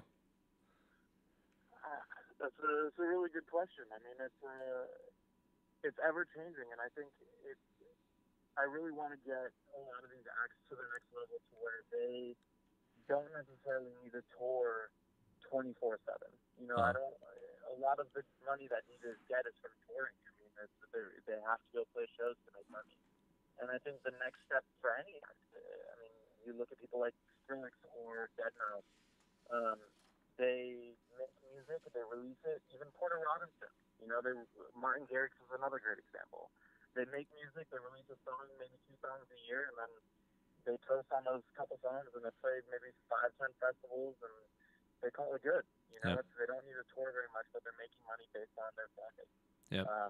People are constantly listening to their music, and they have their merchandise selling, and they have stinks and opportunities with little or big things as far as commercials or video games or creating things that are kind of really cool. So, I mean, one of which is Monster Cat is doing something with Rocket League. Getting into that video game that's cool. realm is also really cool. Yep. So we have people that are making music, and their music is now being featured on Rocket League, which is awesome. And what do you feel like the EDM, because that's obviously kind of the main side of the business that you're ultimately in on a day in and day out down there in Los Angeles. And thanks for joining into the show here at Studio 110.live. It's always good to get people from Los Angeles checking in and kind of giving their flight plans and proper business levels and patterns that are currently going into their individual respected niches of the music business. But when we talk about the EDM scene, which is continuing to grow, it's definitely a big attraction for a lot of fan base, especially up here. My show producer Erica is connected in on that scene a bit and goes to a lot of these types of shows and knows a fair amount of people in that scene. With that being said, though, like what do you feel like that scene needs that it currently maybe can work on that doesn't currently have, either in a market like yours in Los Angeles, which is a top 4 market in the music business on a national projected level, but even nationally or internationally, what would you say are some things that scene of music could ultimately improve on? That's a really good question. I think it's a very well-rounded scene in a lot of different ways because everyone's doing something different. So as far as what it could have more of is, to be honest, I don't really know. Just because of the way everything's kind of shaping. If you were to ask that question 5-6 years ago, I could say more openness and willingness to new things. But right now, with the way the sounds are kind of coming out, we have people like Rez that are creating their own sound, Kazan that's creating their own sound. Even someone like Gamma, who's legendary in the United Kingdom, up in the UK, he's coming to the US and he's making dubstep and stuff, whereas back in, 10 years ago, he's making a lot more of a hardstyle, happy hardcore type stuff. And people are kind of branching out and doing things that they want to do, and that's kind of the coolest part. So I think right now, as far as the industry is concerned, I think we're doing really well. Just because everyone's kind of being. I agree. Yeah, I agree. Things. What are some good ways? We'll kind of wrap it up with this because I know you. I know you probably have a busy schedule. It's a Monday afternoon in the music business in LA and the EDM scene. So I don't want to take too much of your time, but we'll definitely continue to check in with you. And I know you're up here a fair amount too. We met up here at Studio 110.live's headquarters. That's how we originally met, and you told me about what you did, and I said, you know what, got to get you on the new show here when we launch, and this was obviously before we launched. Are there some ways that people can reach out to you on social media, on Instagram or Facebook, or ways that people could reach out to you for advice, or do you not put that out there? Yeah, I mean, my Instagram DMs are always open. I think that's probably the easiest way to get a hold of me, just because it's something that I check a little bit more often. And even though I don't really post very much on there, I'm probably on Instagram more than any other social media platform, which is just, I mean, if you guys do want to post it on something, that's totally fine. It's just my first name and then an underscore after it. But yeah, I mean, feel free to, if anyone has any questions, feel free to reach out directly to me, and I'm happy to answer what I can. I really think that with the way this industry is growing, it's beneficial to everyone. You never know who you're going to meet. You never know who's going to be the next star. Personally, I just really enjoy helping people. So for me, it's I get my own kind of sick pleasure out of just helping people, Yeah, I do too, man. I do too. And it always feels good to help people out too. I get people coming up to me a lot, whether I'm at a venue and they'll ask me questions from local artist standpoint or just, people around the community. And I always like helping people out to just the highest level, because if I didn't, I'm just the type of person that I would feel bad. And I like to, be able to give back as much as I possibly can. And that's the way I've always kind of assembled and realigned and did everything, attached to my brand, the Dirty Harry brand up here in Seattle. So I can definitely agree with what you're saying. And give me share with me that Instagram IG address for people to hit you up. Yeah, so feel free to do that. It's just KUROSHE and then an underscore. Again, just feel free to reach out. I think I wouldn't be as far as I am today if I didn't have people helping me out, and because of how closed door this industry is, I think it's really important for us to help kids out that are trying to get to where they want to be, or, even if someone wants to change their profession, because I originally wanted to be a doctor, that was my goal, and then I made a complete 180 switch and went into music, and I wouldn't have been able to get to where I'm at without the help of people that are like-minded as me, and then people that are few, maybe 5, 6, 7 levels above me in the industry, So it's definitely something that I enjoy doing. So feel free to reach out, guys. Well, thanks for checking in to the big show here today at Studio110.live, and always good to make a new buddy down in Los Angeles, down there, here and there, and I'll probably have to be down there more these days, covering different award shows, and I know there's always something going on in the EDM scene in Los Angeles. So I know you're only a couple of digits away, and I'll look forward to hanging out with you next time I'm down in Los Angeles. Thanks again, and we'll have you back on the show here again soon. Thanks, man. Next time you're down here, just give me a call. We'll go to a show. We'll do something. We'll got some beer in my treat. Well, I appreciate that. And next time you're up here too, keep in contact with me and the show, and we'll look forward to getting you back here in the studio, man. Yeah, sounds good. Thank you so much. Thank you. Have a good day. Enjoy that sunshine. Hey, you too. I will. Thank you. Take care. Bye-bye. That was my guy Mahawk down there in Los Angeles. Pretty good sized player in the EDM scene. Manages 6 or 7 pretty large DJs. Like he was saying, that some of these guys are playing domestically, and a lot of them are playing internationally. So it was a good mic drop Monday segment to a degree, because he definitely was in the music business. So we tapped into that market quite well. Thank you, Eric, my show producer, for lining that up. And let's close out the afternoon here. Thanks again to Chris. Yep. And your girlfriend. Thanks for giving me the to kind of give me the re-imagery side of being organized, and it definitely affects everybody. And it's good to hear that you and I have something in similar patterns in terms of liking because I feel like when you leave wherever you leave, your house, a condo, apartment, wherever you leave every day, when you come back, it should look like a hotel room. Mm-hmm. I mean, it literally should look like you're checking into a hotel room. Yeah. So that's kind of how that's how I like to live my life, and I can't speak for other people, but not a bad thing to continue to get good at and get great at. So thank you again for you guys to come in. I'll look forward to you coming back in again, Chris. Appreciate it. Appreciate you coming in, and let's close it out again with the Laugh Your Ass Off Comedy Jam, coming good old here to Kent, Washington, a suburb here of Bellevue, Seattle, where the big show is broadcasted out from Monday through Friday. Don't miss this, man. We got Bill Bellamy. We got D. Ray Davis. We got hosted by my guy Dion Cole, Ada Rodriguez, Marlon Wayans, Melanie Camacho. Tickets go on sale in 5 minutes. They go on sale in 5 minutes at the box office down there at the Shower Center. You can hit up their website. You can call them. They'll be awaiting your phone calls. These tickets will go quick. These guys aren't up here in the Northwest all that often, so don't miss the big show. Bill Bellamy, D. Ray Davis, Dion Cole, Ada Rodriguez, Marlon Wayans, Melanie Camacho. We'll be giving away tickets. I thought we'd do something special today, so I left it up to my show producer to figure out how we were going to give away today's tickets, and I've been on the air since 1 o'clock, so I don't know what surprises she has up her sleeves. But I can guarantee you on Wednesday and Friday, we will be opening up social networking, contesting avenues on multiple streams, and maybe even doing some stuff via phone. So we will make that happen. Check us out Monday through Friday. We don't miss a beat. We don't miss a step. We don't miss a second. Monday through Friday, 1 to 3 Pacific Standard Time. The newest, largest, most compelling, in-your-face, the dinner table conversation. It's called Studio110.live.